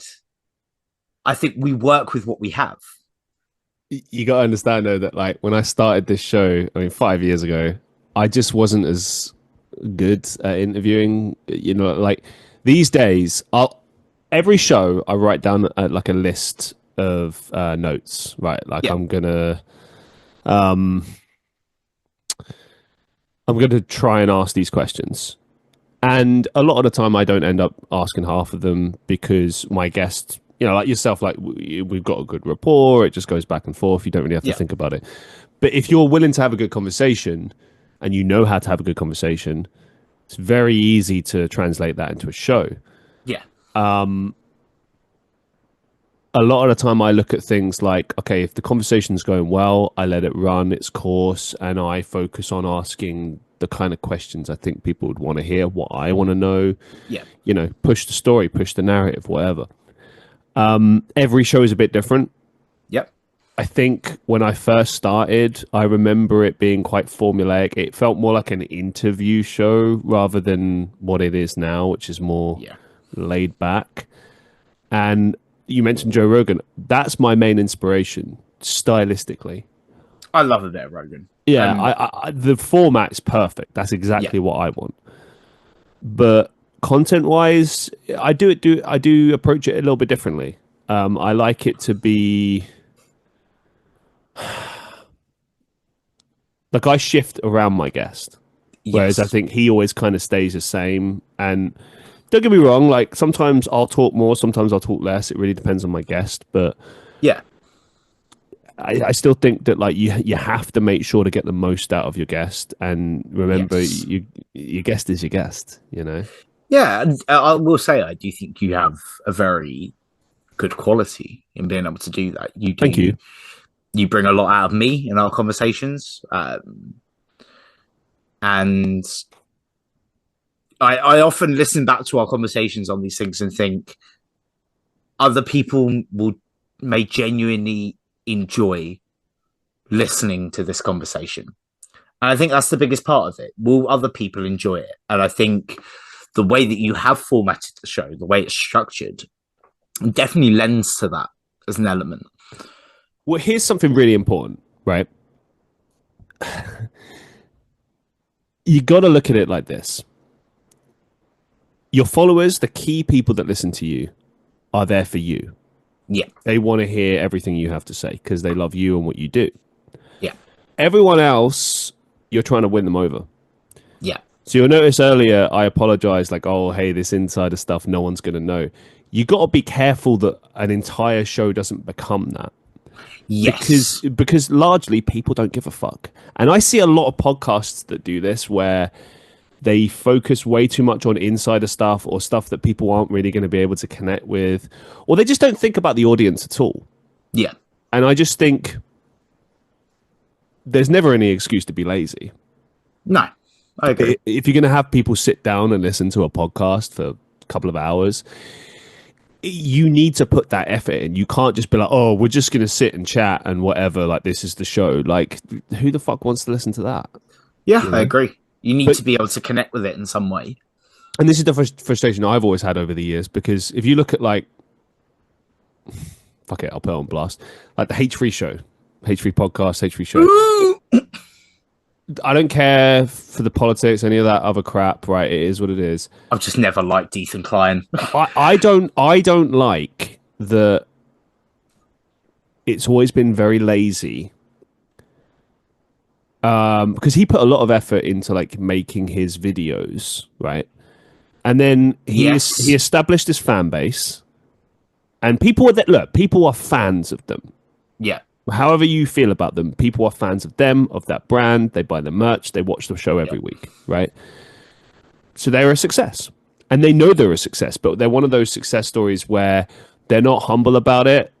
You see them in shot, they're sat there like, yeah, we're the kings and we don't have to do or really put in much effort. And I just think that you can't ever allow yourself to get to that point, even if you are a success. I mean, Joe, I've never seen Joe Rogan like half-ass it. Never. Not once. No. So the guy will smoke a fucking blunt on but they'll still do a good conversation. Still have a fantastic conversation. So what's Ethan and H3 show's excuse? I mean, why are they allowed to be lazy? I'll tell you what it is. And this isn't me. I'm going to preface this now just quickly before we go into this because there is a lot going on with Ethan Klein at the moment. So much. Me and Christian do not condone what people are doing to his family. No, that I've seen that. We don't That's condone crazy. It. It's awful. Yeah. I do not like Ethan Klein. Okay, I can't stand him. I haven't for about a decade. I unsubscribed from H3 about a decade ago. I don't watch it, but I watched that video that he put up about what's happened to his family, and I think it's absolutely despicable what people are doing. But that being said, Ethan Klein is a bottom feeder commentary channel at core. That's what he's always been. He has made his career off slagging off Logan Paul and Jake Paul and everyone else. And I'm sorry, but when your entire channel is based off of that thing, your soul becomes just as dirty as the people you're commenting on. I gotta say, for so long. I completely agree with you. I think that it's always interesting how these creators, they spend all their time dogging on people and playing like the moral compass, like, well, we're, like, isn't this terrible? And then they do deplorable stuff. But when they get called out for it, it's like almost unacceptable to call them out for it. Now, granted, what you said is true. Like, there is a line with this stuff. I don't think it's ever acceptable to like threaten someone's family and their well-being and stuff. Like, regardless of what you think of them, like, that's not okay. But like, I understand why people criticize them and give them shit. And I don't think there's anything wrong with criticizing him. I think calling Child Protective Services on his family, what the fuck, is absolutely deplorable. Go outside, touch some grass, and let the police know your location so that you can be arrested for falsely filing these reports, because it's ridiculous. Well, it's I don't interesting. agree with it. There's a big difference as well between online and like real world consequences. I don't think a lot of people think about this. They it's like they think it's like a simulation. It's like, these are real people. Yeah. I know you're watching them on the screen. Yeah, but like, it's like when people are horrible to me online, I'm like, you do realize I'm a real person. Like, I have feelings. Like, I largely don't give a fuck, but like, still, it's not nice when you attack someone for no reason. So I've had a bit of success recently, in creating shorts from my content. And I'll be completely transparent with my viewers. I do use AI for this because, sorry, I don't. I make about £1.30 a month from YouTube. I do not have the budget to pay editors. I'm sorry. Decent. All my long form content is edited myself. But in terms of making the shorts, I do use an AI clip generator to do it. I don't care if I start making money that I can pay an editor to take some off my load, because I also work a full-time job and have a life, then I will. At the end of the day, I feel you, bro. I've never earned a penny from YouTube. Do you know what I mean? Like, it's not profitable for most people. Well, it's because their standards for watch hours are so unreasonably high. Oh, like I've got like 1,300 subscribers, right? And I don't earn a lot. And this was part of the reason why I created the podcast. Actually, fun fact, was because I wanted to increase my watch time. And it Streaming did that for me massively. It's really not made a difference though. Like, I've not been able to go affiliate or whatever it's called. It's honestly gave up trying to, maybe it'll happen one day, but I mean, it's a carrot they dangle in front of your face, and it's been 11 years or 12 years. Sorry, I don't know that it's going to happen. Even when it does, mate, it doesn't mean you're making any money. Trust me. But I had a comment on one of those shorts recently, where someone that I'd never seen before on the channel just put, Dan TDM has seen better days. I was like, I don't really even know who Dan TDM is. It's someone that I've heard the name of before. You look nothing like the guy. What the fuck? Well, I don't know, but it's stuff like that. But you just look at it, and you're like, I don't know you. I don't really know what you're talking about. But you've clearly come in here to try and throw an insult at me. Yeah. How's your day going, man? Like, what's I know what you mean. You to do that? Yeah, So I get where you're yeah, coming from. It's like, how are you finding the time in the day to do that? I'm a real person. You probably wouldn't say that to my face. Go out and touch grass, man. I vary on it. Sometimes I ignore it. Sometimes I challenge them. I tend to challenge them more now, but not like in an aggressive way. I'm just kind of like, I'll just say point blank, like, what's your problem? Like, what? Why? Are you Mine's always the generic. Normally now, like, thank you so much for watching. Heart. It's like, yeah, you've left a comment. Oh yeah, driving that was supposed to be shitty, but I've just used this to drive up. You've used your comment to drive up engagement with your view as well. I've then replied to your comment and liked your comment to up engagement. So all you're doing is fueling my machine. Well, thank you. Appreciate that, you know? Thanks, guys. Well, I'm going to lead in with one of my questions. That was one that I've been thinking about recently, and it's probably on quite a bit of a deeper level. But seeing as we've spoken about Joe Rogan, this is something that I really wanted to talk to you about as a podcaster.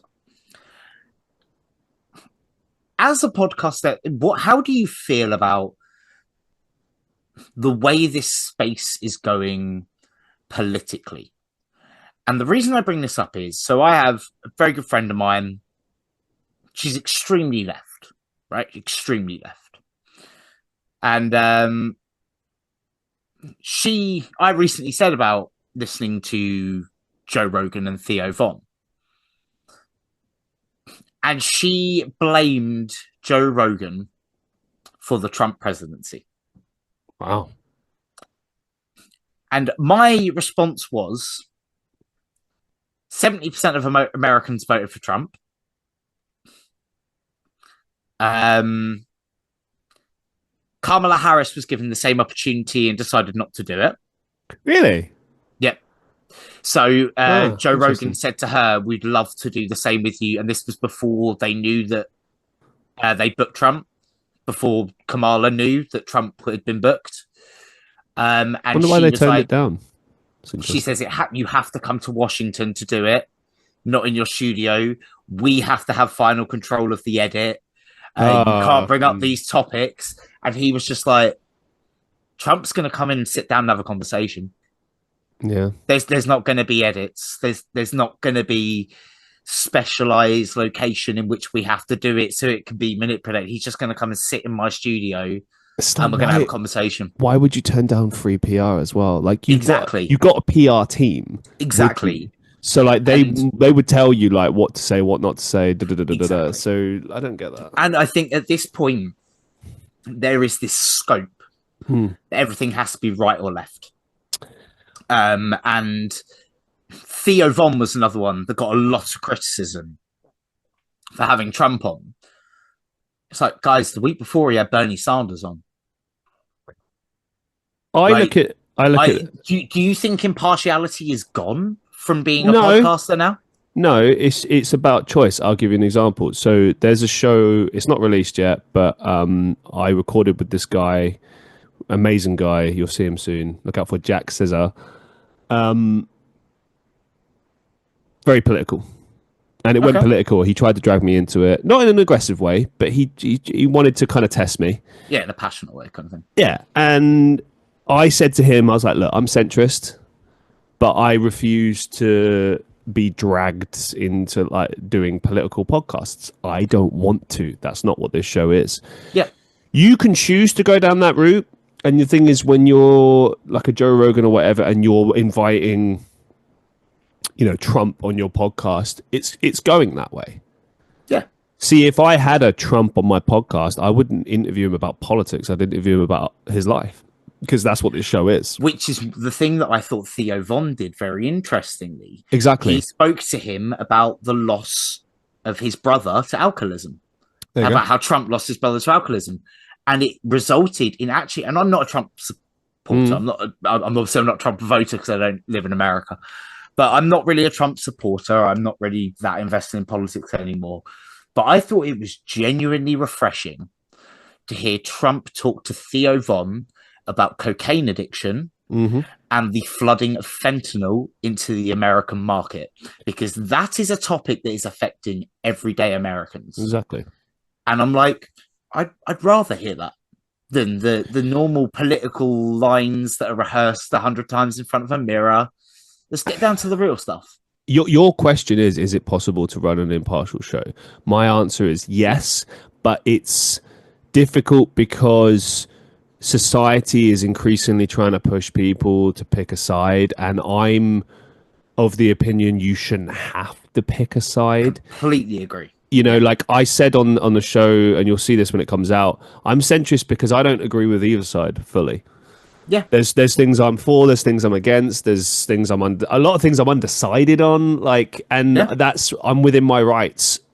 Yeah, I think I'm completely the same as you. You know what I mean? I think there's too much emphasis on you have to be in this camp or this camp, and I don't think there's enough things on. Actually, maybe I am more in this camp, but I don't agree with this. Why do things have to be about division? In that camp, but I agree with that. Well, I think I've said this on your podcast. Yeah. Far more times than I care to state.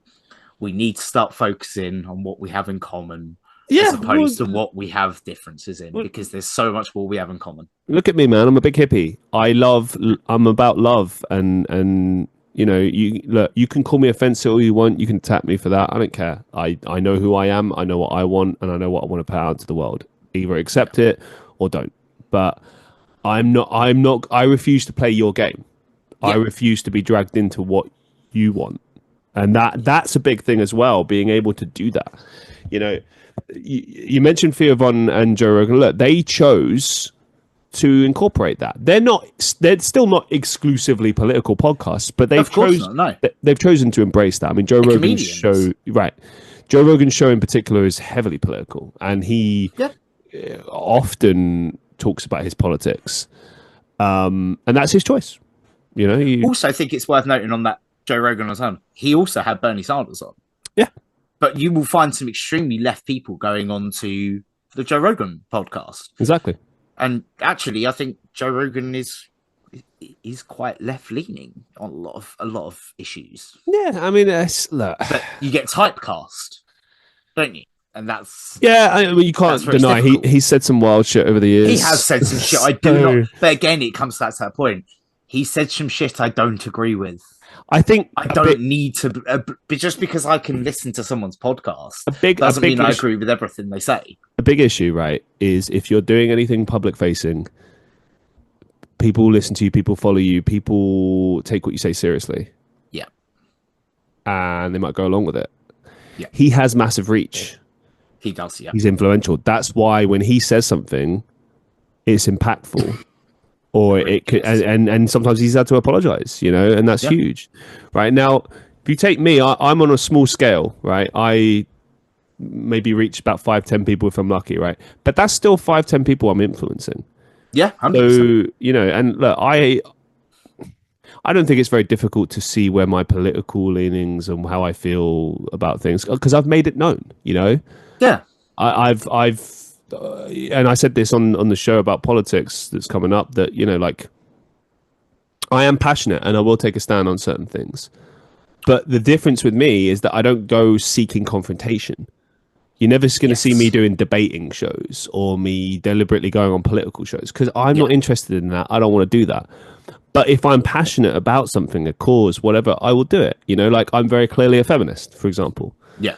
I'm very clearly against racism. I'm, you know, very passionate about working class and working hard and building your work, you know, because that's who I am. That's what I grew up with.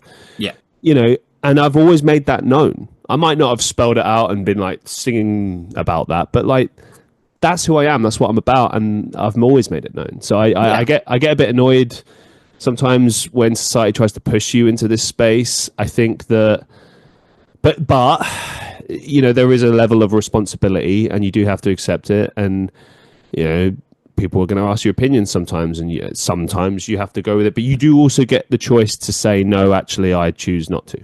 So, yeah, and I think that's completely valid. So I'm just making a note to myself that I will not be seeing Christian Reeve on Question Time anytime soon, which is unfortunate. I was looking forward to that. I was going to campaign for you with the BBC. Oh no, I'm just not. I'm not. Brilliant. The thing is, like, I'm not built for that. No, I understand that. I think some people are. I think it's like I said to this guy Jack. If you're going to do that, you have to sit down and do research on both sides, and A, so that you're not a fool. B, so that you know what you're talking about. You know, like, yeah, I agree. It's not enough to just be passionate about one thing. You have to understand the opposing views and where they come from and stuff like that. And one thing that Jack said that was really interesting, the other Jack, is that it's important, and it's a task that he had for me, is to go and look behind why I have the beliefs that I have, where they stem from, stuff like that. And I think that is an interesting point, is to think about that. Yeah, I do agree with that. I think for me, something that I've really struggled with in trying to validate the information I'm receiving. Mm-hmm. And I've seen a lot of stuff about this Straight Arrow News. This is not a sponsor.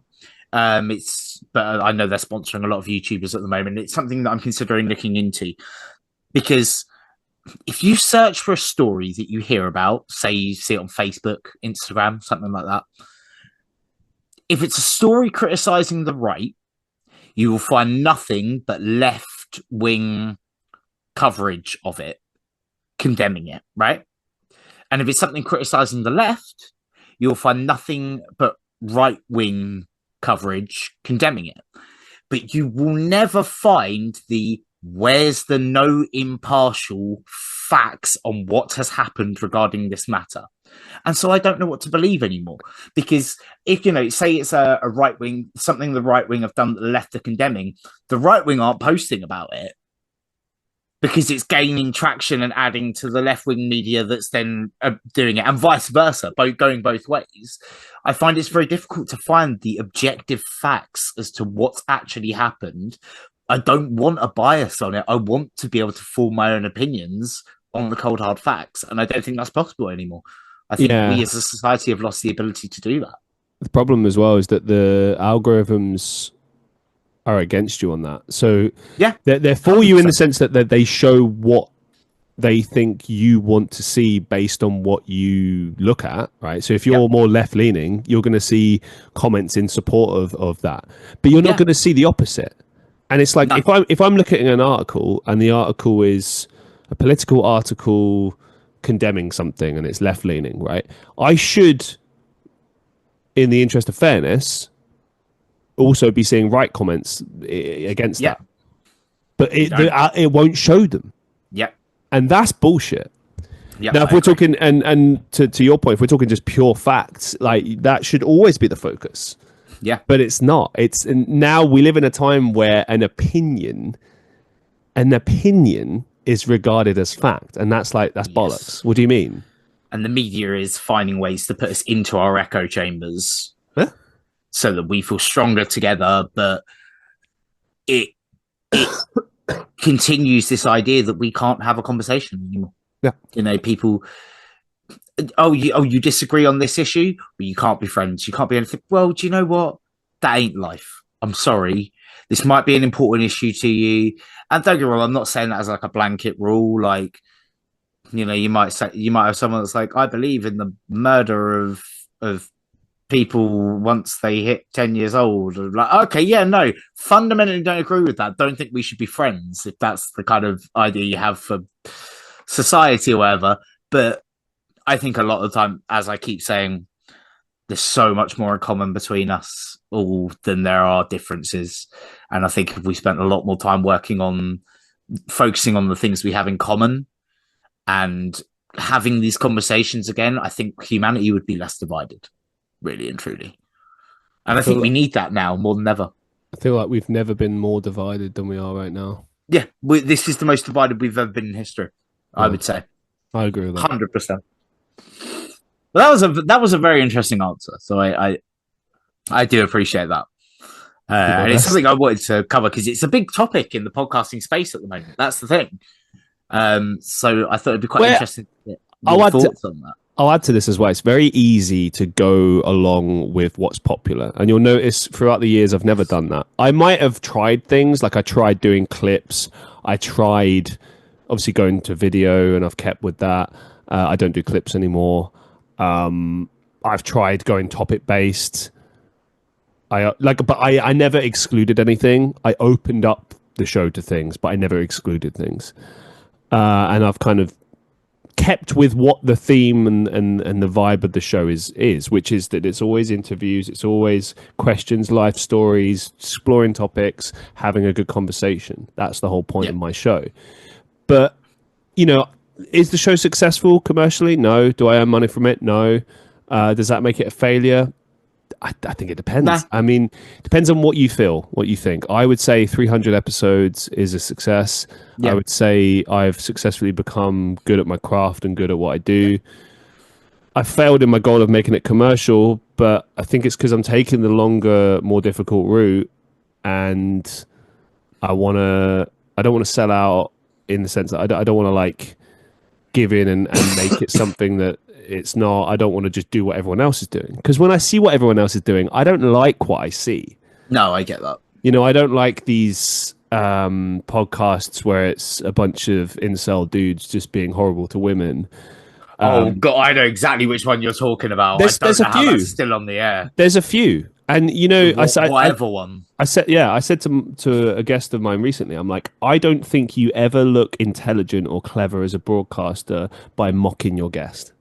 No, I don't either. Yeah, I even if you disagree with them, I still think it makes you come off looking worse than whoever you like. Your guest could be fucking Adolf Hitler, and if you still treat them like shit, you're still going to look bad. Now, granted, maybe that's an extreme example, but I think to a degree. But like, do you remember when Terrence Howard went on Joe Rogan? No. Explaining his new form of math. Oh, yeah. And Joe Rogan's like, no, I'm sorry, you're stupid. That's one of the few times where I've been like, okay, normally I wouldn't approve of doing that as a podcast host. Okay, but in this case, okay. I'm not talking about not challenging their ideas. I mean more like belittling. Is whatever the one where it's like two dudes? Yeah, that's the whatever one, isn't it? And they bring a load of women that do OnlyFans on. Okay, because there's two out now. Because there's that one and there's another one. I can't remember what they're called. But I've seen loads of clips of the one where they bring OnlyFans models on and they the OnlyFans berating them for an hour. This is what I mean. It's like, okay, you disagree with them philosophically, right? I understand that. You're the same fuckers paying for the content, mate. If it were me, if I was going to have someone on my show that I philosophically disagree with, my questions would be centered around like, okay, but what about this?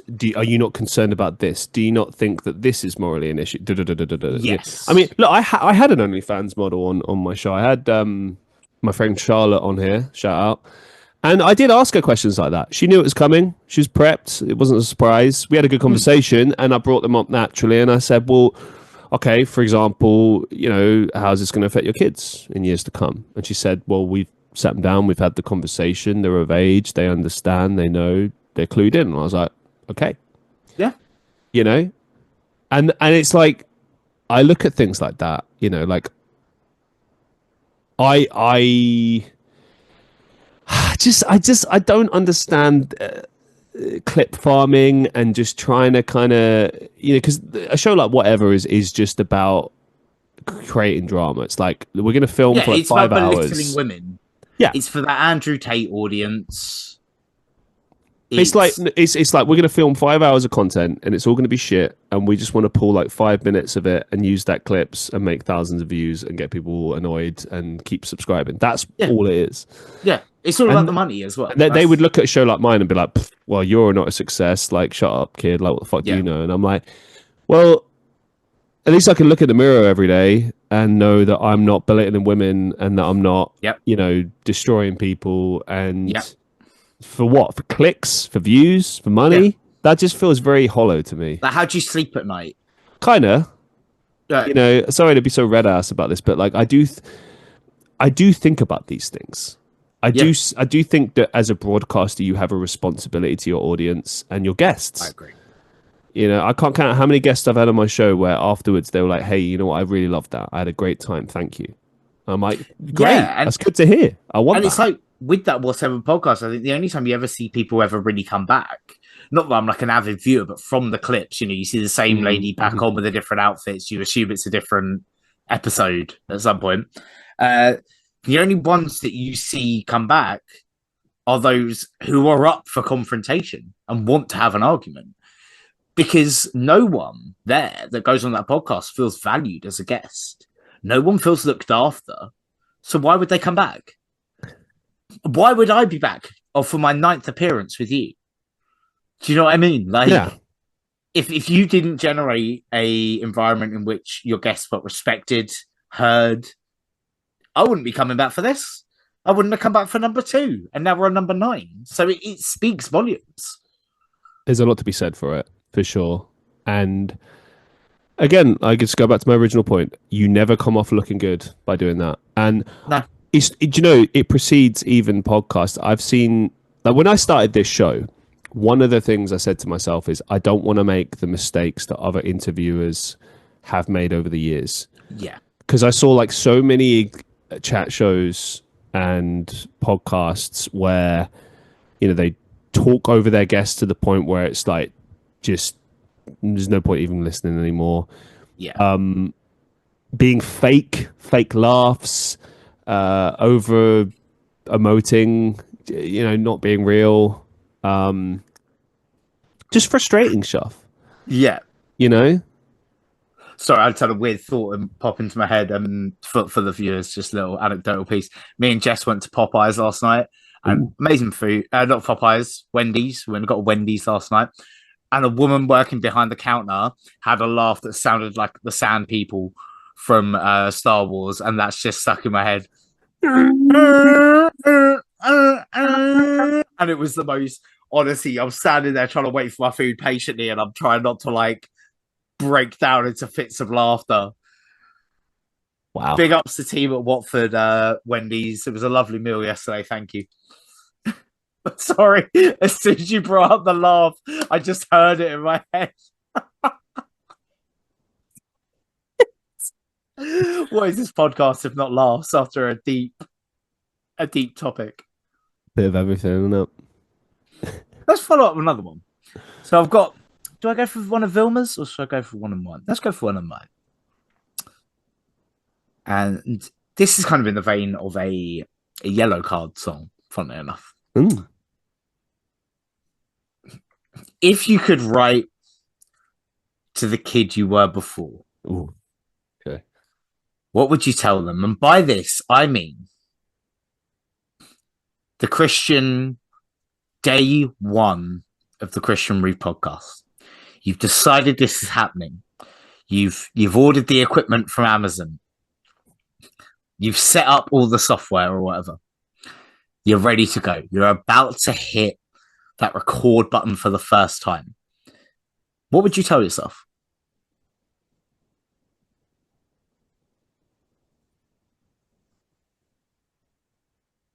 I've got you thinking. So do you know what? I'm quite happy with that. The fact that you're having to let the gears go.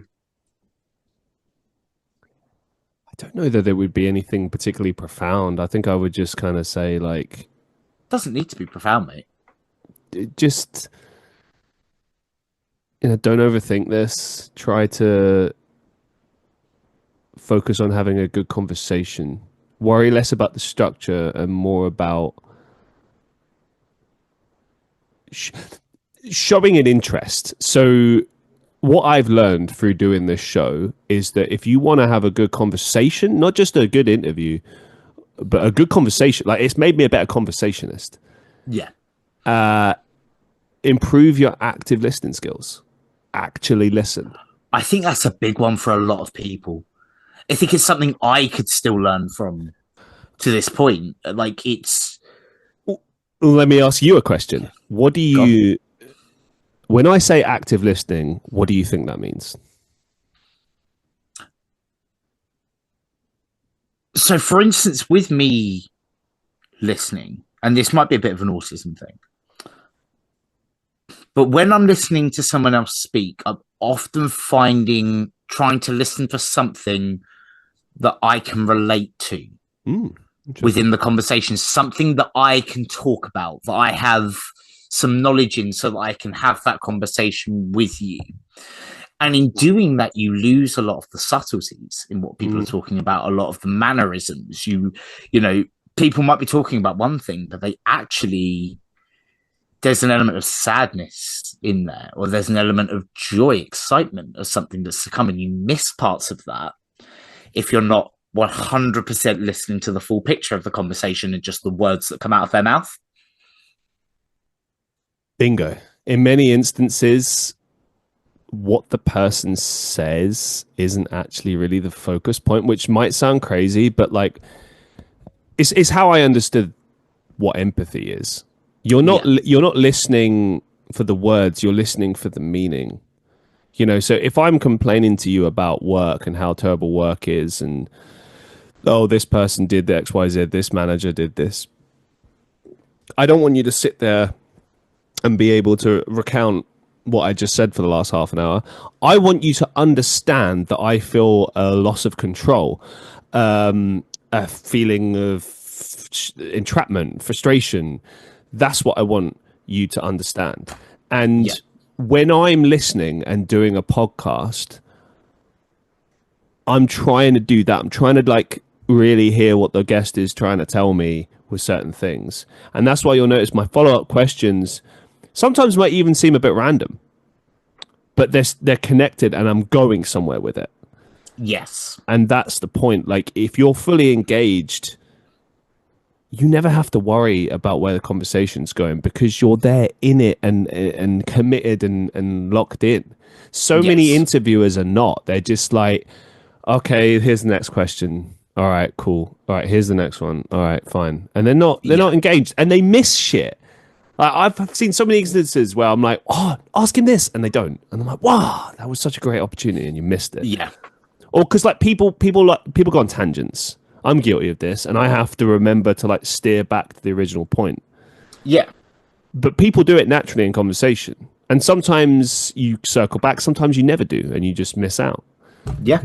And these are little things I've learned over the years to focus on. But yeah, like that would be the main thing I would say. I'd be like, just focus on your active listening. Make that your focal point. Yeah. I think that's a very good answer. Thank you. Okay. Thank you very much. Okay. I'll go over to one of Vilma's ones, which is one that I really liked the sound of when I first read it. What's the most unexpected thing you've learned about yourself through doing the podcast? Great questions, by the way, Vilma. That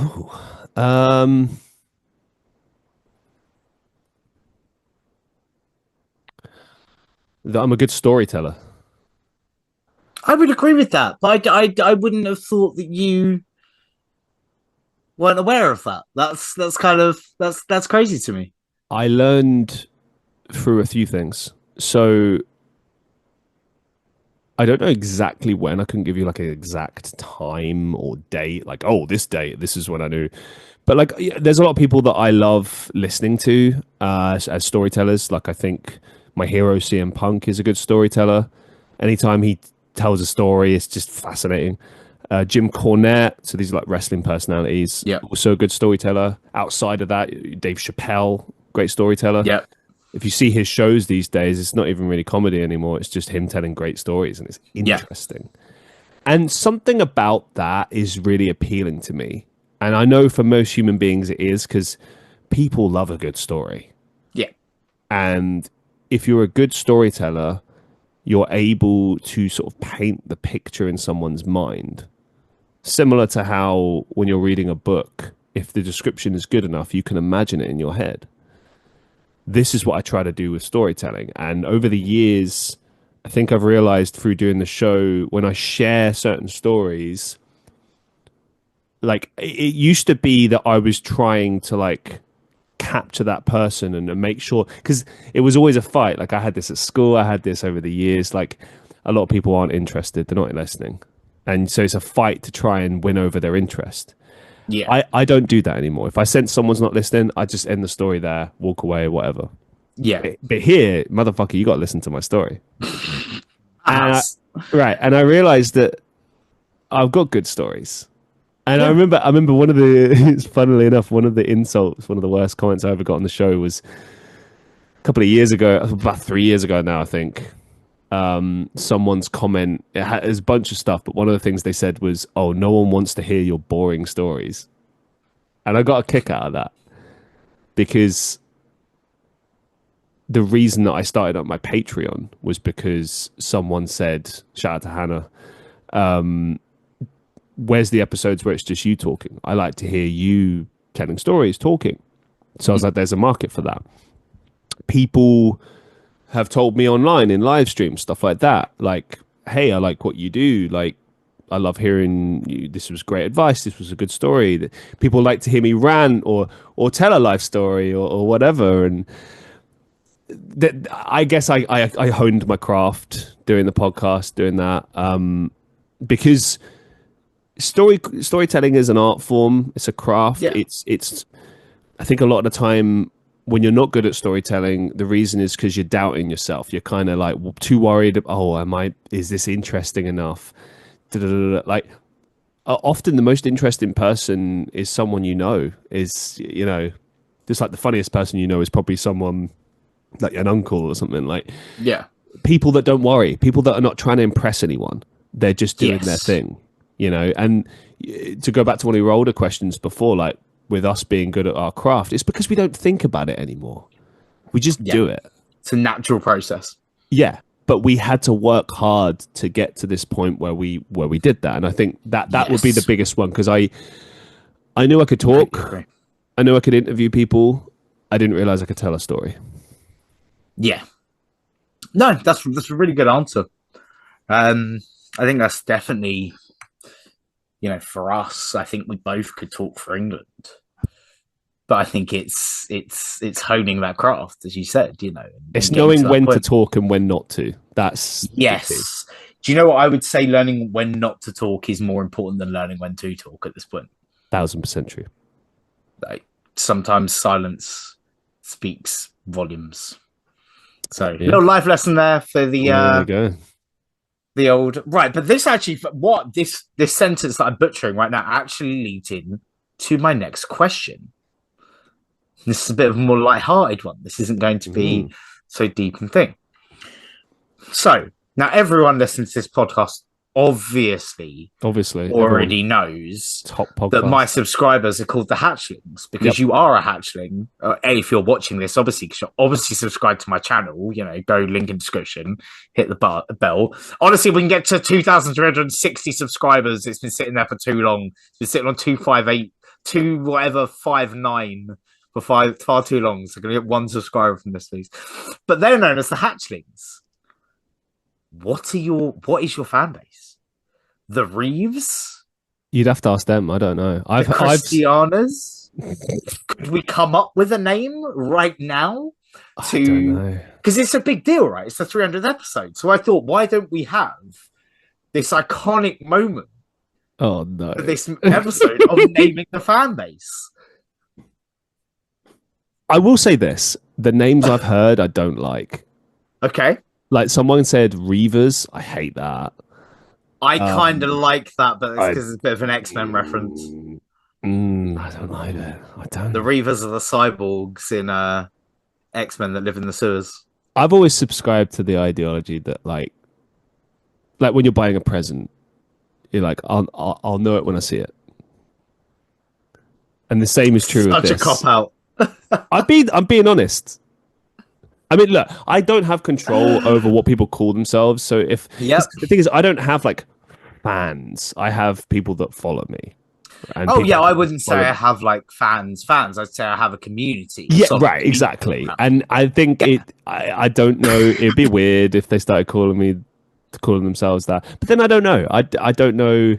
All right. No, that's fair enough. And I understand the reason. I'll say one thing actually about my community is they often befriend each other and talk to each other, which that was always a huge win for me. I'm like, oh, that's cool.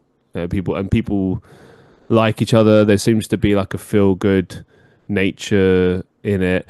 A lot of people come and go. It's difficult for me to keep long term followers, if you like. There's a few, but not many. I think that's the way YouTube is built at the moment, because I've had a very similar thing. I still have like some very core ones that still comment on my videos, but you know, I'm sure we see it ourselves with our own YouTube algorithms. You start watching one type of content that's randomly suggested to you one day, and then before you know it, that's all your feed is, and that stuff that you used to watch, you're like, where's all that gone? That's no longer becoming suggested in my feed. And I think that's how this cycle kind of goes along. You fall off people's radar because you're just not suggested to them anymore, because they've spent more hours watching this particular type of content that was randomly suggested to them by an algorithm. This is why I say like followers versus fans. I think a fan will follow you no matter what. Yes. And like, and it feels weird because like, take Vilma. Vilma is a good friend of mine. Vilma, if you like, has been a fan of what I do since like 2021. Okay. Which is massive, huge. Yeah. But we obviously became friends through that time.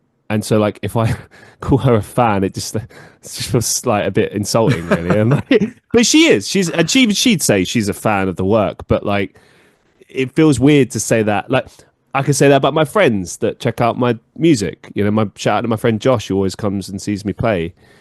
But he's my best friend. He's one of my best friends. Like, Is he a fan? That's the thing. Like, I'm in a difficult position in that I think it's coming. I don't know when, but there'll be a moment when I achieve some success and I'll have quote unquote fans. And I will learn how to interpret that and deal with that. But when we're talking about like people, I like people to choose their own thing. I've never really liked this idea of like calling the fans something like you choose it. But then again, it depends. Like, I assume you picked the name Hatchling. No, Okay. that was picked by the community in the Discord server. Okay, someone cool. said people were discussing amongst themselves. Someone said, I really like hatchlings. Was it something you instigated, or was it like, hey, we want to start referring to ourselves as this? I genuinely can't remember.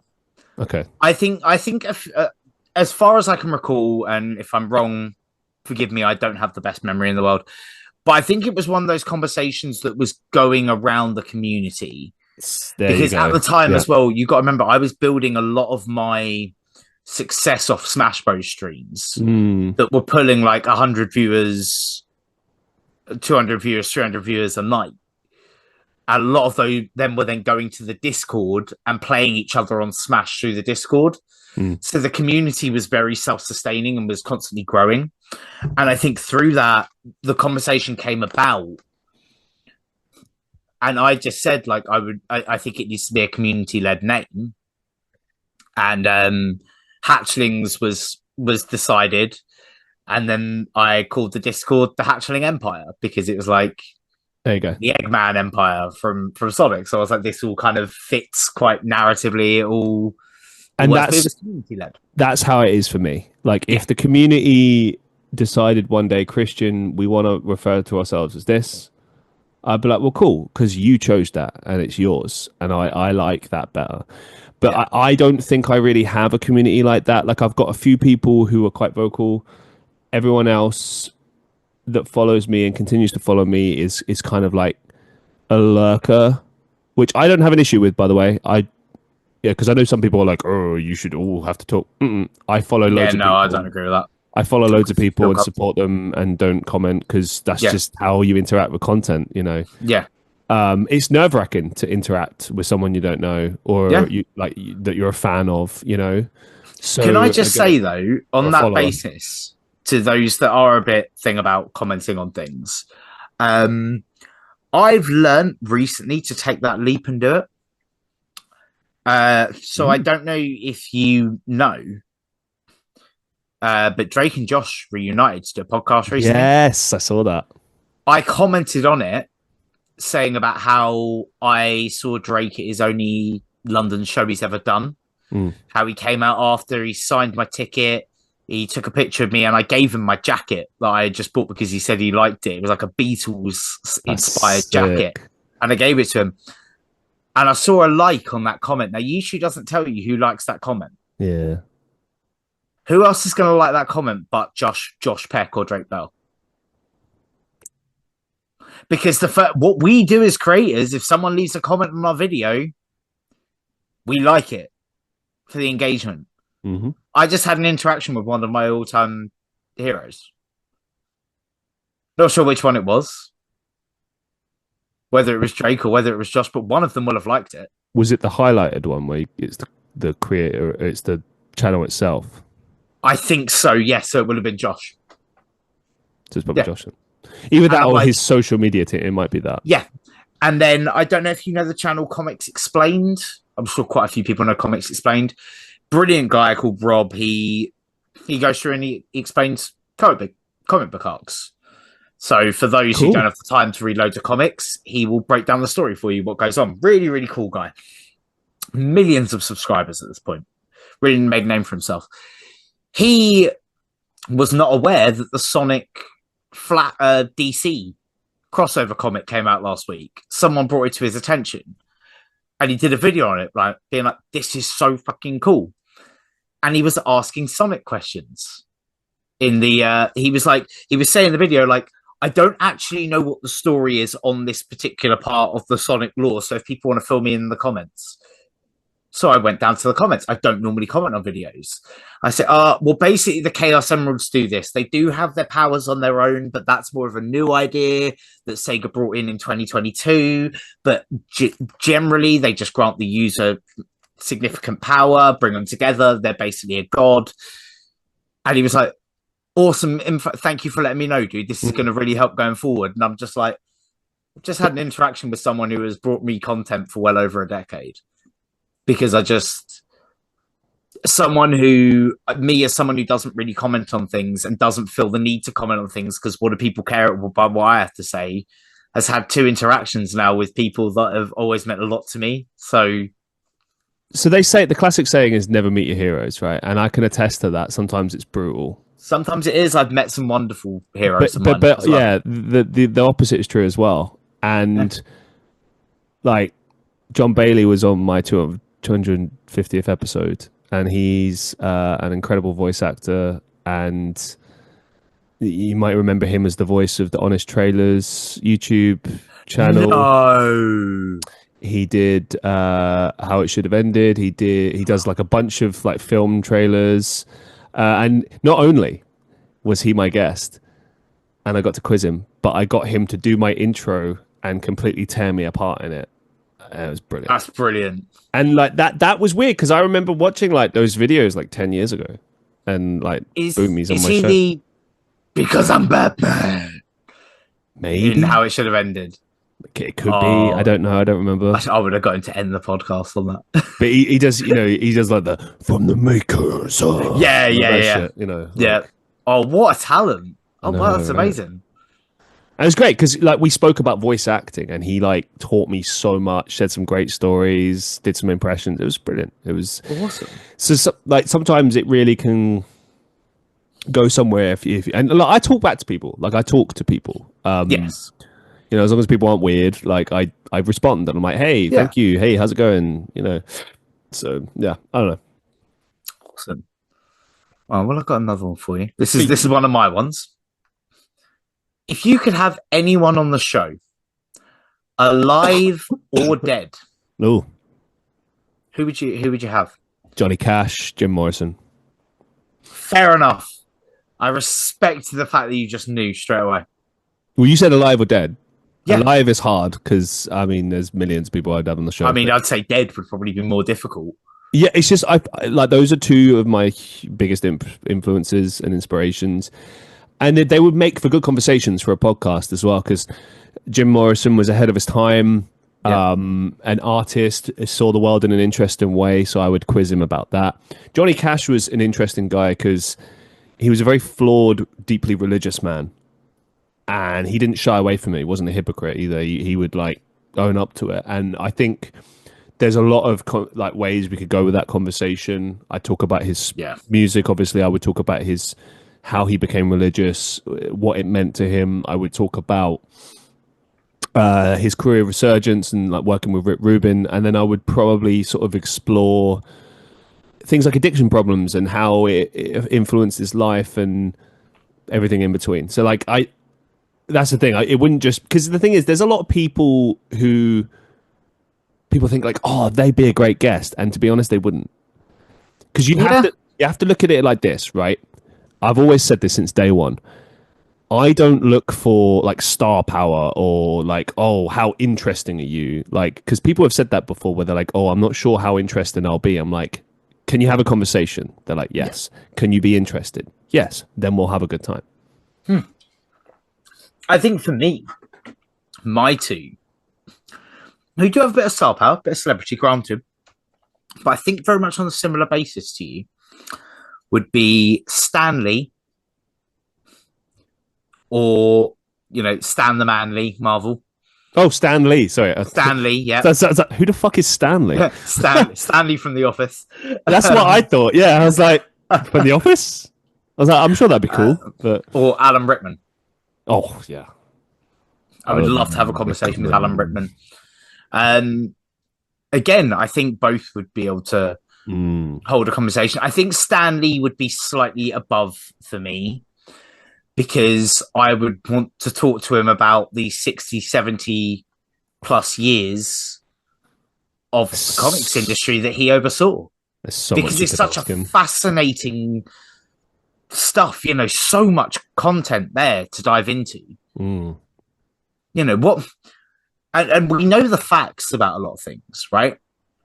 We know the facts. We know why Spider-Man happened, because Amazing Fantasy was about to get shut down, and it was the last issue, and the people at the comics company were like, no, people don't like spiders. This is never going to work. Don't pursue this. And they snuck it into the last episode because they knew they were getting cancelled, created one of the biggest superheroes of all time. My question would be, how did you feel? How were you feeling the second that you inserted that character onto that page and you sent it off to the publisher, knowing it was going to be your last issue, but knowing that your head was on the chopping block at that point? Like, things like that, because we never get into that with interviews with him. We've learnt the facts, but we've never got into the emotional side of it. I'd love to talk to him about that. I think as well that, like, what I've noticed when it comes to interviewing celebrities, the cardinal sin is that people ask questions that are like the kind of the obvious ones. And I think like a lot of the time, all you've got to do is just get someone comfortable and get them passionate. So you could ask like Al Pacino what it was like to film The Godfather. He's been interviewed a million times, but how you get to that question is by drawing on passion. So being like, what does acting mean to you? Like, why? Yeah. And you go from there, and you let that person speak, and then you guide it slowly to what you want. I mean, when I met Roger Craig Smith, the voice of Sonic, that video is still a big video on my channel. It still picks up views this day, and it was filmed during COVID. And one of the questions I asked him that I really regret, that I wish I could have taken back. Bear in mind, I had time for 3 questions with a 5-minute answer to each, was, what was your favorite Sonic project you ever worked on? I'm like, dude, he's been asked that a million bloody times. And he gave me the generic answer. So, well, how can you have a favorite when you've worked on so many? And I'm like, yeah, you've probably answered that question with that a million times because it's been asked a million times. But then I went out there and asked a different question. And I said, you've played Batman, you've played Captain America, and you've played Sonic. You've voice acted all of them. What is the one trait you think all these three characters have in common? A bit of a different question. Great question. So I asked him that. But I always look back on that question of like, which Sonic project you worked on has been your favourite? What a stupid question. No. The reason why it wasn't great in that instance is because you were restricted to 3 questions. Yeah. See, the thing is, that's a fine gateway question. He could have given the generic answer, and then you could have expanded upon that with other things. Yeah, like he mentions a particular game. Like, so what was that experience like? Tell me more. Right, and that's what I do. Like, sometimes I ask basic questions to this day, and like I hear myself saying it, and I'm like, ugh. And then but it's fine because you're going somewhere else with it. Yeah. Leading questions. Yeah, don't beat yourself up too much about that. It's hard. I mean, I'm not going to. It was over 5 years ago now. but like, moreover, like it's not. If I meet him again, I'm when you're restricted like that, it's not cool because it's not really it's not a proper conversation. It's like it's amazing that it happened, but it's not what you want it to be. No, and I should preface this for your viewers by saying, like, this was a Comic-Con appearance that he did virtually. Yeah. Because it was during the middle of COVID times, so it was, you were put into a chat room with him on webcam for 15 minutes. Exactly. It was 3:00 in the morning UK time. It wasn't like, having him on for a video like that. It was very much like, there's this... You get your allocated segment and you go through it. I hope I will get to chat to him in the future. You will. Yeah. I think I definitely will. I think my connections at Sega are very, very strong still. You'll be on your terms as well, which will be better. Yeah. That's more what 100%, you want. 100%. I'd like to interview Eggman at the moment, but he's getting cancelled, so God knows what's going on there. Oh, no. Yeah, he's not made some great comments online. Anyway... Is this like the guy who plays him in the games, or is this Jim Carrey? Yeah, no, not Jim Carrey. The guy that has voiced him for like well over a decade. He is iconic as the voice of Eggman. His name is Mike Pollock. You can, you can go out and do your own research on that, folks, because I don't really want to get into all that here because it's very political. But he's getting cancelled. Let's go for one of Vilma's, and this is one that I actually have myself. I saw on here, so I'm gonna pop in. If your podcast had a theme song, what would it be? I think you should have a theme song. You have all this musical talent. I thought about because my album just dropped the other day. Yeah, yesterday actually. I thought about maybe like adding that to the intro, but then I was just like, no, I don't know that any of the songs necessarily feel like they fit with it. I agree with you. I think it's something I could do, but I just don't know. It feels a bit gimmicky. I understand that, but this is a counterpoint I want to make to you. Okay. When you boot up that video and you hear the Joe Rogan Experience, trade by day, Joe Rogan Podcast by night, all day. You feel at home. You know where you are. You've entered that safe space. It's the threshold for entering that safe space. So whilst I do understand what you're doing, I think psychologically it adds a layer of comfort for the viewer. Maybe. It's why I haven't got rid of intros on my videos. Yeah. I still have the same Calamity Hatcher. I change it up every few years, but I've still got like the one that they use in the Sonic movie, essentially. And I keep it there as a sense of familiarity, almost like you walk through the front door. There's the sofa, there's the television, right? Let's press the button on the PlayStation controller, get that. Do you know what I mean? It's that comfort. If I come up with anything, I'll for sure do it. I feel like it's something I might need help with, but I don't know. It's just never really come up as like I'm going to do that. Like I've trialed.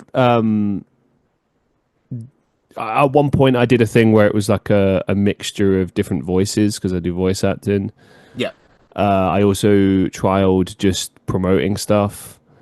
And nothing ever just felt right. I'd always kind of, because the thing that we got to remember as well is that because I've got such a small community and because my community isn't often like super vocal, like I get a few comments here and there, but like it's quite quiet a lot of the time. So I don't really know what people like, what they dislike.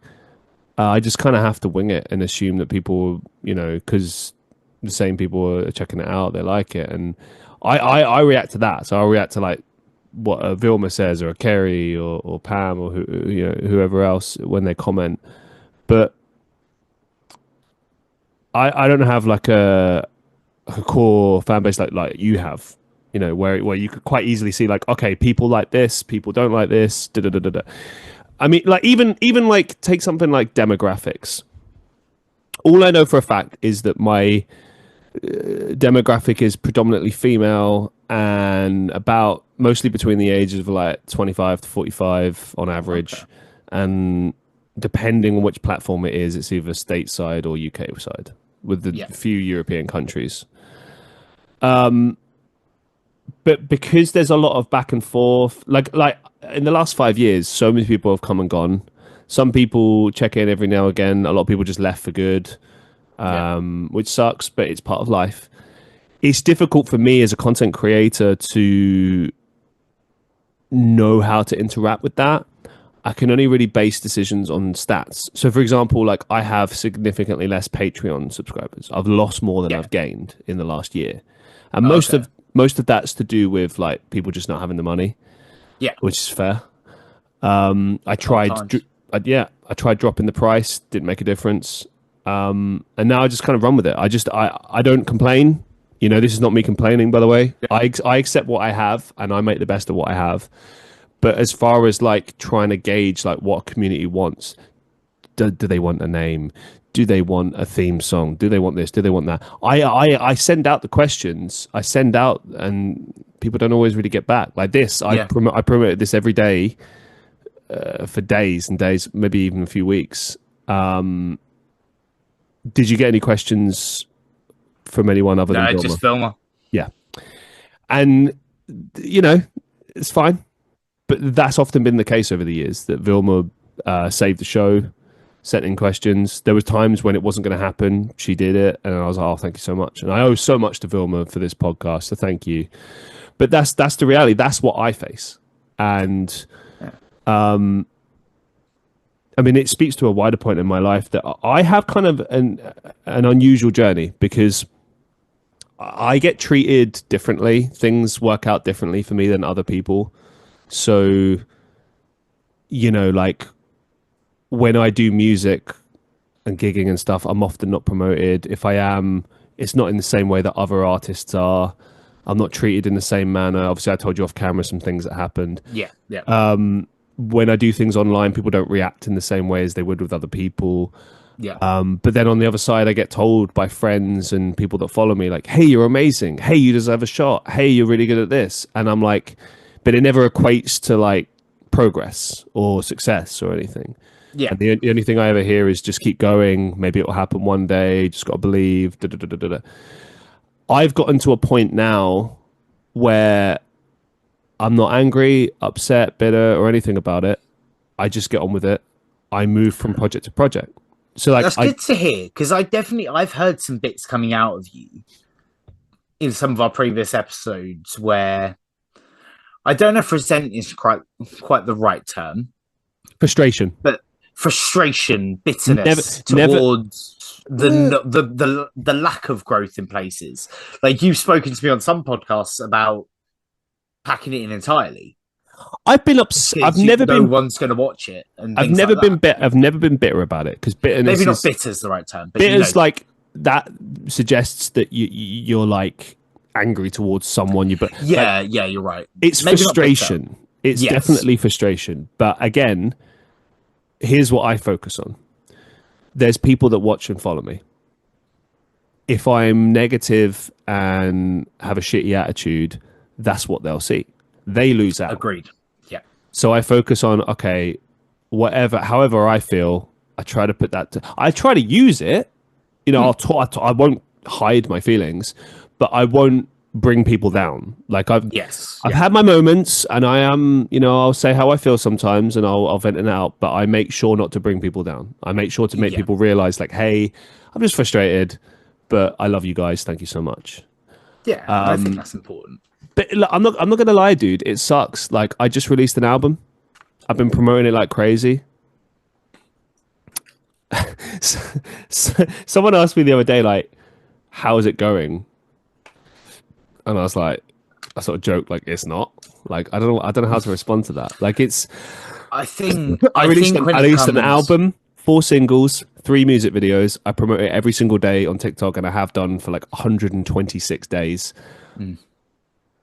Only a handful of people are interested. Now, people will always throw this in my face, which I think is a little bit mean, but I understand why they're doing it. They'll say, well, you shouldn't say only. At least you have a few people that are checking it out. You're right. But what you have to consider is that when you've been doing this for 6+ years, when this is your second time pursuing music and you gave up the first time because it didn't work out and you returned to it many years later, when you've been broadcasting for 6 years, chasing acting for 6 years, chasing podcasting for 5 years, you give your heart and your soul into it. You dream about it when you're stuck at a shitty job that you don't want to be in. You work every shitty job under the sun to give you the flexibility and the money and the means you need to survive to do this. There are weeks when you're not eating properly. When all of that is happening and you finally release this thing, whatever it might be, and it doesn't go anywhere, no matter what you do. Yeah. It's crushing.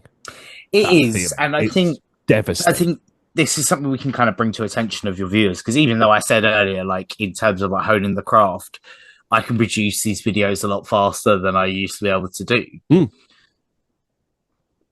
3 hours working on something on, end to end is still 3 hours that the person viewing that content is not working on something.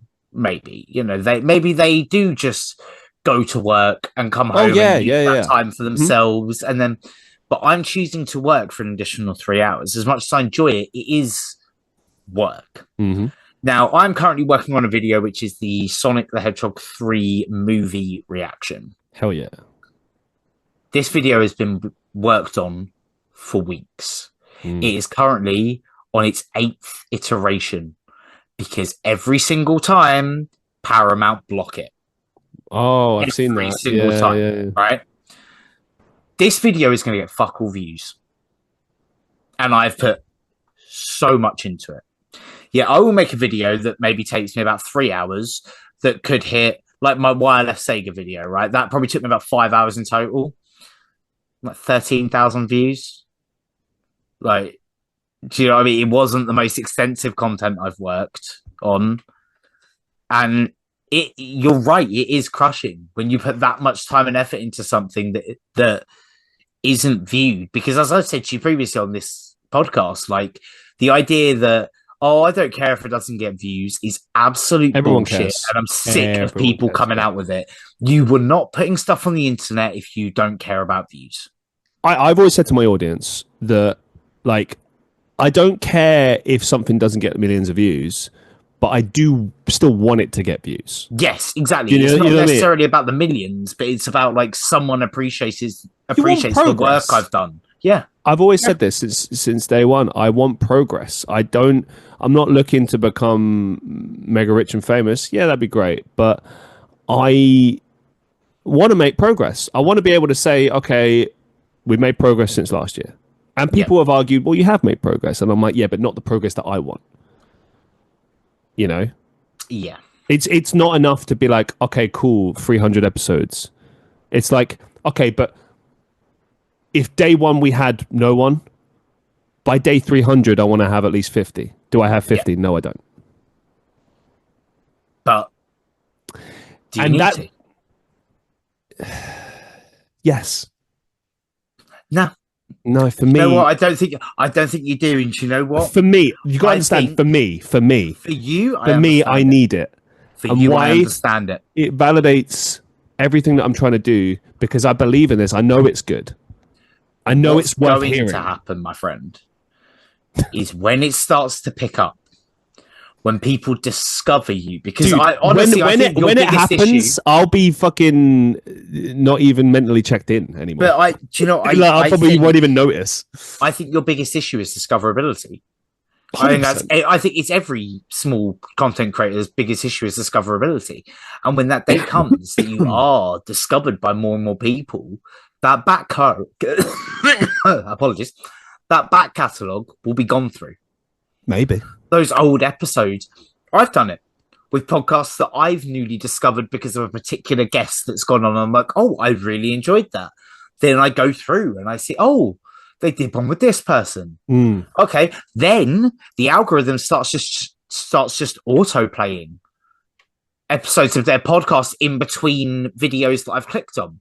So say like I'm sat in the bath, I put a video on. Once that's done, I'll often let it go to the next video that YouTube automatically recommends. That might be another podcast by that person that I've recently got into. It will come. It will come. I feel like it will too. It's just a couple of years ago, I said to myself, I've got to stop focusing on this because it's bringing me down and it's affecting the content. And so I chose not to focus on it anymore. Yeah. I will never not think about it because it's impossible, as you said, as a content creator, to not think about it on some level. But it's no longer my focal point. Like my focal point is, okay, like when it comes to the podcast, make sure every episode is as good as the last. It's entertaining, that it's worth listening to. And that the community knows that I'm doing it for them as much as I am doing it for me. I always say that at the end of the episode. I always say, like, thanks for watching. You know, hope you enjoyed it as much as I did. Yeah. Because for me, I love it. Yeah. I get so much out of it. I learn, I grow, I'm inspired. And I want other people to get the same out of it. You know, it's not just about getting fucking views or sponsorships or money or whatever. It's about doing a good podcast. Because that's why I started it from day one. I was inspired by the Ricky Gervais show and shit like that. Like, and I want you to know that I've never once regretted coming on here. I've always enjoyed my time coming on here. I think you create a really great environment. Thank you. Come and be on the podcast. You know, even when Sega tried to have a go at me for stuff we discussed. See, and that's interesting as well, because at no point did we say anything negative about Sega or Sonic. No, it's because we talked about the trans movement in what I feel was actually quite a pro-trans message we were putting out across the whole idea. What they had an issue That's with? what it was an issue with, where I just said at the end of the day, if you're really worried about what someone else is doing, maybe take a bit more time to worry about yourself. Oh, it's just because they know you work for Sega, you probably shouldn't go near those topics. And I'm like, oh, I see. Because if you're saying that, that's like you on behalf of Sega saying, even though, you know, there's that whole thing of me having a disclaimer in front of every video I ever made saying I work for them, these are not their views. You'd think they still would be pro-trans though, wouldn't you? They are, as a company. So why did they have a fucking issue then?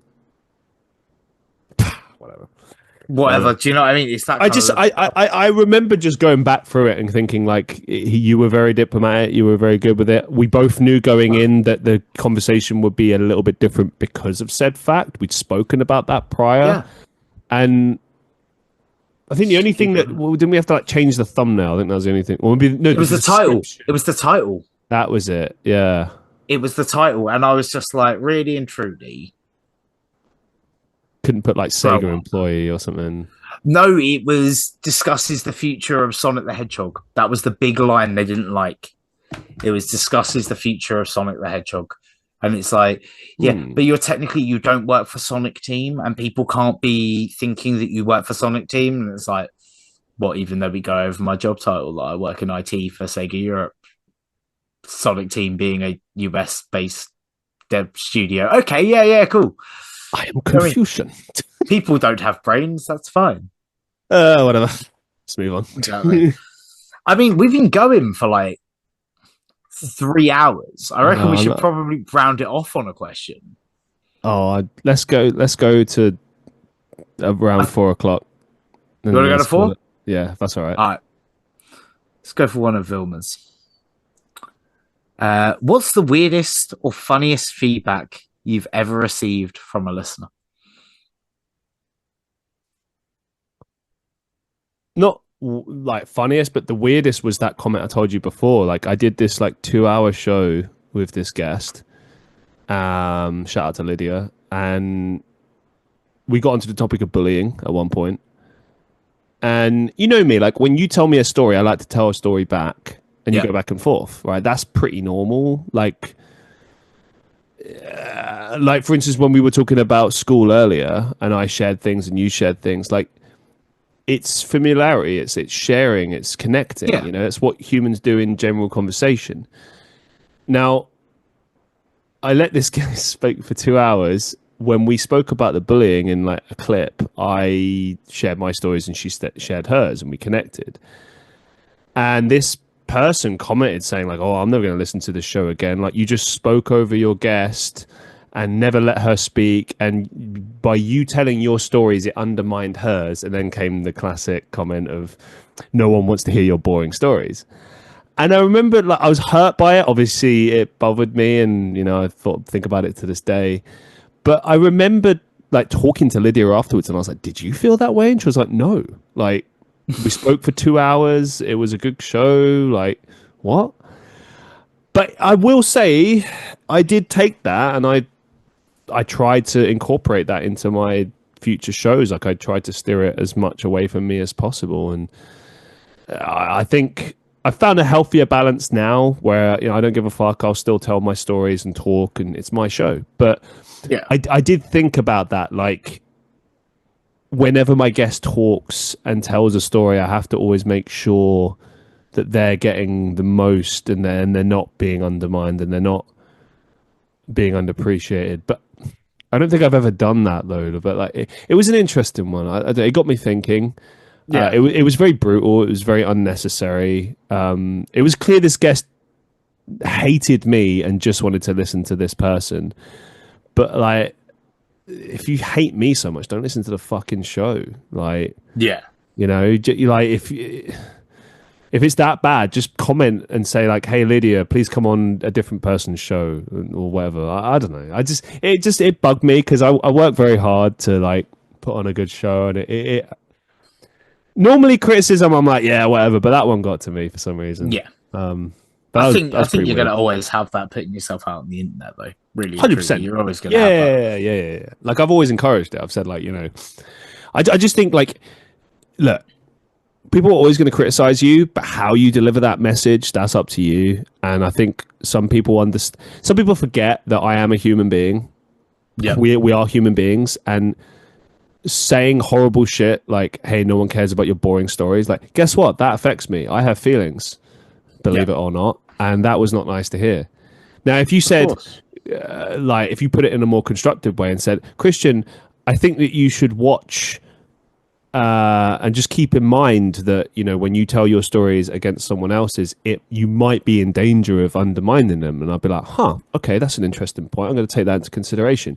And then if they said, "Oh, I don't know, is there a constructive way you could say that you don't like someone's stories?" I suppose you could say the way you tell stories could be improved. I suppose that's one way you could do it. But if you just don't like them, you don't like them. And Yeah. I remember thinking at the time, I was like, well, if I'm that horrible and you hate me, like, why listen to the show? Like, what's the point? But there you It's go. that disconnect though, isn't it? It's definitely that disconnect of like, yeah, but this isn't a real person. I'm watching them on a screen. It's like, oh, Exactly. Yeah. idiots. But yeah, I believe it or not, I am real, and I He have is feelings. real. I promise you. I've seen him in the flesh.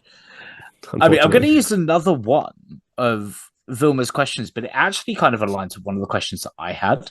Oh, cool. But I'm actually going to change it slightly more to the question that I had. All right. So Vilma has put, if you had to describe your podcast journey as a movie, what would the title be? Now, my question was going to be, what movie describes your podcast journey? Nice. So we're going to do it on my basis of like an established film. Doesn't necessarily have to be like the context of the film. It can just be like the name of the film being quite funny for the situation. But yeah, let's give it a go. Hmm.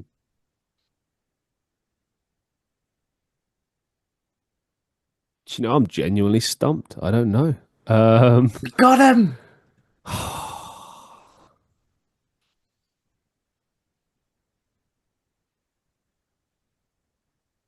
I don't know. I genuinely don't know. something to do with honestly, stories, you could have gone I with like guess. the good, the bad, and the ugly. That would have been. The, Do you know what? the most Actually, fun. no, that's spot on. I always say that in live streams. Yeah. But what I do is the good, the bad, and the ugly. So yes, that would be it. The good, the bad, Yeah. and the ugly. Yes, thank you for that. So we totally didn't plan that before the show. Don't worry, guys. I didn't. No, we didn't. We genuinely didn't. I didn't give them that answer. I hate not having something to contribute. I just feel like, oh no, that's a great No. question, and I got Do you know nothing. what? For me, interviewing you to stump you with a question, genuinely feels quite good. Because not in a way it doesn't like make that. for a good podcast. It doesn't make for a good podcast because it's just dead air. But you interview people weekly. Yeah. To be able to stump you with a question. Oh, dude. That both me and Vilma have come together to make. I'm Vilma, shout out to you. I'm quite proud of us right now. People stump me all the time. Like when I've gone on other people's shows, people have like thrown the "what's your biggest life lesson, best advice" at me, and I'm like, I don't fucking know. Don't listen to me. That's the worst I could get. I don't know. I don't know if I'm a very good interviewee. I try to be, but I don't know. You've been good. You've been good on this so far. I wouldn't. I certainly wouldn't cut you off. You know, get back for another one. I'm gonna have to make not one but 2 edits now. Oh, I'm sorry. Oh no. Sorry, I said just like when are we going out to get food? I'm like soon. Sorry. No, you're fine. You're fine. I reckon we'll chuck. Shall I chuck 2 more at you? Yeah. All right. Cool. Let's round it off. Sweet. All right. So this is quite an interesting one that will probably lead to quite a long answer, but I'm interested. And again, this is from Vilma, who has sent over some brilliant ones, and then we'll end with one of my ones. Okay. What was the most rewarding part of running this podcast? And I can tell you what I think it is as an outside perspective, looking at you, knowing you for all these years. It's been very interesting to watch you blossom, to see you very much come out of the shell. Because you've always been quite an outgoing person, I found, but you have very much been contained to you, to what you love, to your genre, your subculture. You've been very much ingrained to that. And I think this has put you on a much more open, vulnerable plane than I think you'd probably. Obviously, with music, you've done that as well. I think it's a combination of the two. But I think I've watched you kind of put yourself into a much more open, vulnerable plane that has helped you grow as an individual. That wouldn't have been my answer, but I agree that I feel that way for sure. I've noticed that too.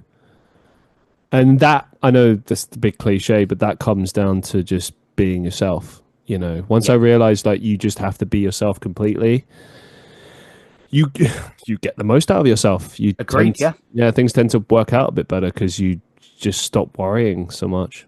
But what have I got from the podcast? Most rewarding thing, the life lessons.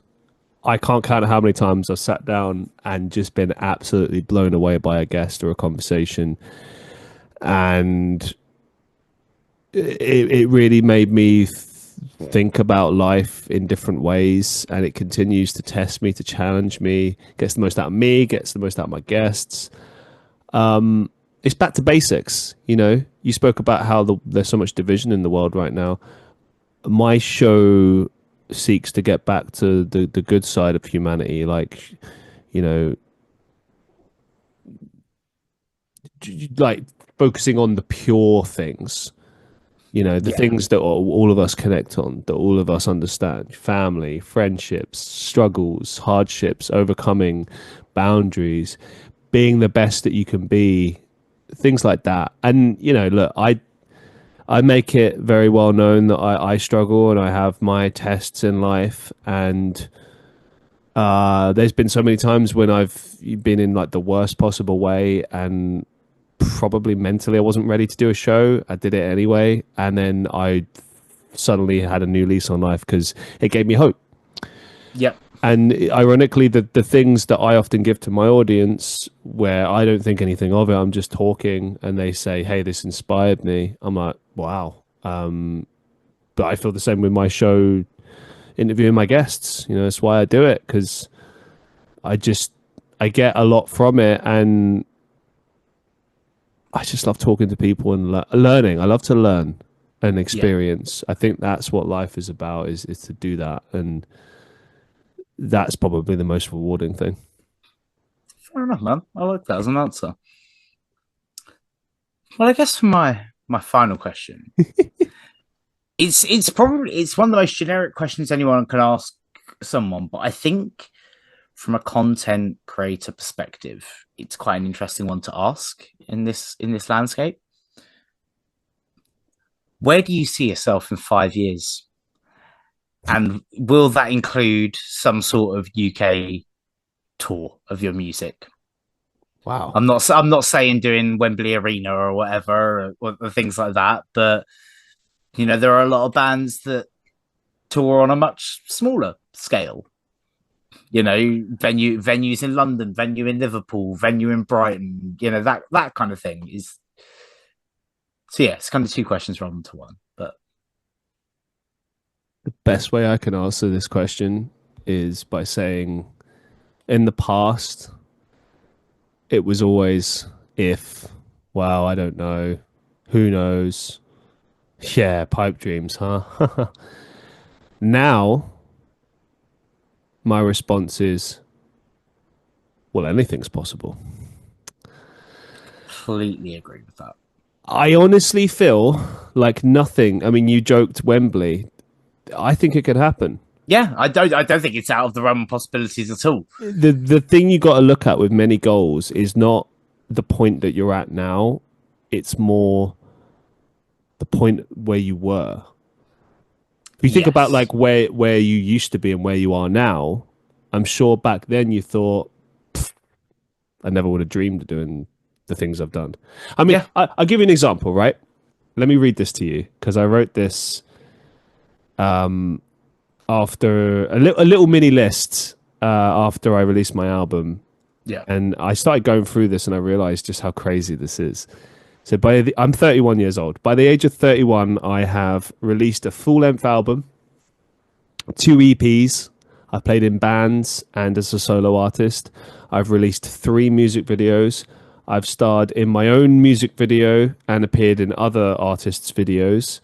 I did like a cinematic music video. I did one where it was just like one take, and that was the song. And, like no edits, no cuts, nothing, just one take. That's Bad Times, for those who don't know. I did a behind-the-scenes music video. So a lot of these like bucket list things that I saw growing up, and I thought that was cool. I want to do it, and I did it. I've headlined several shows. I've booked my own shows. I've got played on the radio. I've played live on the radio. I've played in Manchester and London. I appeared in a TV show. I starred as the lead in several films. I recorded and released 300 episodes of a podcast. There you go. Yeah. I recorded and released a documentary series. I graduated from university. I worked for several years in marketing. I worked in sales, worked in recruitment, trained and worked as a barista and bartender, worked every kind of hospitality role there is, worked in supermarket retail, worked in clothing retail, traveled to several countries, lived in another country, learned and spoke another language. List goes on. Like, when I sit and I think about that, all of that came from just saying, fuck it. Let's try. Let's just go out there and see what we can do. And because people often make judgments about people based on, like their status, how much money they have, what they've achieved as far as monetary values are concerned. Do you have a house? Do you have a wife? Do you have 3 kids? Do you, whatever. Yeah. And I look at things more based on like experience. If I died tomorrow, could I say I'd lived? Oh, fuck yeah. Oh, yeah. Yeah, 100%.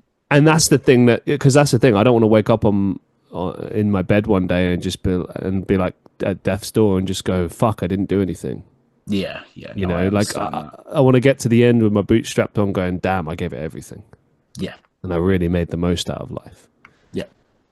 And that's where I want to see myself in 5 years. Hopefully, is just in a place where I'm doing what I love every day and not having to show up to a job that I hate. I mean, tonight, Yeah. immediately as soon as this show ends, I'm going to work in a hotel, Yeah. and I have to kind of grit my teeth and just do it. And Yeah. I'm tired. I don't want to go. I don't want to be there. And I hate the way it makes me feel, but I just have to do it. I have to suck it up. And I've been sucking it up for years. And I think it's about time the universe gave me what I want. I think it's time. I understand that entirely, and I think Yeah. I feel the same way a lot of the time. I think a lot of people, what they don't realize is they watch this content is that, we're not all Logan Paul. No. We have to work Mm. normal, mundane jobs Yep. to survive. This doesn't bring in the money. We can't live off this. This is done because we have a passion for what we do. And this is the thing, and I've said this before. If I did this for a living, you would never hear me complain. Not a single. I'd never be like, oh, I don't have 10,000 views, or I don't have this, because I'd be doing what I love, so it wouldn't fucking matter. Yeah. But because I have to, that's the thing. When you don't see me, it's because I'm working a sucky job that drains me and takes everything out of me. And like, I'm so happy to see you and do like, I fucking love doing podcasts. I love performing and playing music. I love acting because it makes me feel alive. It makes me feel like I've got something. I've got purpose in life. When I'm doing these mundane jobs that I hate, I just feel low and crap about myself. Yeah. There it is. And that's the balance of life at this point, I think. Yes. A lot of people don't have what we have, this ability to, well, everyone has the ability Also to true. some degree. Yeah. But, a lot of people don't have this avenue that we have to be able to come online and talk about things that we're very passionate about and have these conversations. A lot of people just go to work, they come home, they eat dinner, they shower and they go to bed, and that's the routine day after day. And, we try and incorporate some extra working hours into our day to make this stuff work. And it does, as much as it can provide a lot of negatives, in terms of tiredness and looking after ourselves and things like that, the positives that it provides for us mentally are also just as rewarding. Mm-hmm. And I think a lot of people miss that. I could not agree more. Doing this podcast, doing my live streams, doing everything I do creatively has always been my escape, my therapy, my way of forgetting sometimes about the horrors of life and just doing something I love and throwing myself into that. And I mean, you spoke about how I've changed over the years. Do you know, the biggest thing I think is that I've really embraced passion and what it means to actually throw your heart and your soul into something. It's why when I look at a job I don't like, the biggest issue is that I can't be passionate about it. Yeah. I try to approach it with the same mindset, because why wouldn't you try? But I just can't, because I'm not passionate about it. And I always look at it like, everything has to connect. Everything has to make sense. Like I look at making content like making love.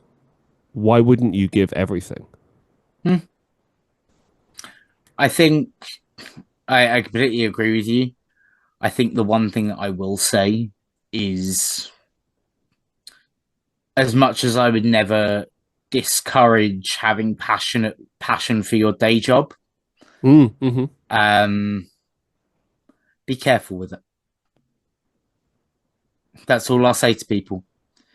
Because when you make your job the thing you're most passionate about, and you put every bit of your heart and soul into it, and something happens where that is not part of your life anymore, it's one of the most crushing things you'll ever go through. So have that separation. Enjoy your work, but value your time that isn't work. Value your time with your family. Value your free time, your time with your friends. It's so important And whilst you might be, maybe you are a little unhappy with your job, and this isn't me just speaking to you, this is me speaking to your audience. Whilst you may have your times of being unhappy with your job, make the moments outside of that job worth what that job puts you through. The money that it gives you to be able to do things, make it worth it. Make those moments outside. And the money isn't everything, obviously, because they say no penny ever bought a minute of time. So I would say learn to value that time in spite of whatever circumstances your job or whatever puts you through. It's an important one that really should be held on to. Couldn't agree more, man. You're a wise man, Jack.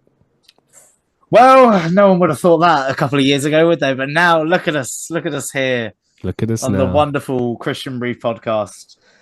I mean, I think I love how I'm saying I'm going to round this off because if you want. Well, I'm going to round this off by doing something I wanted to do. The first thing I knew I wanted to do going into this episode.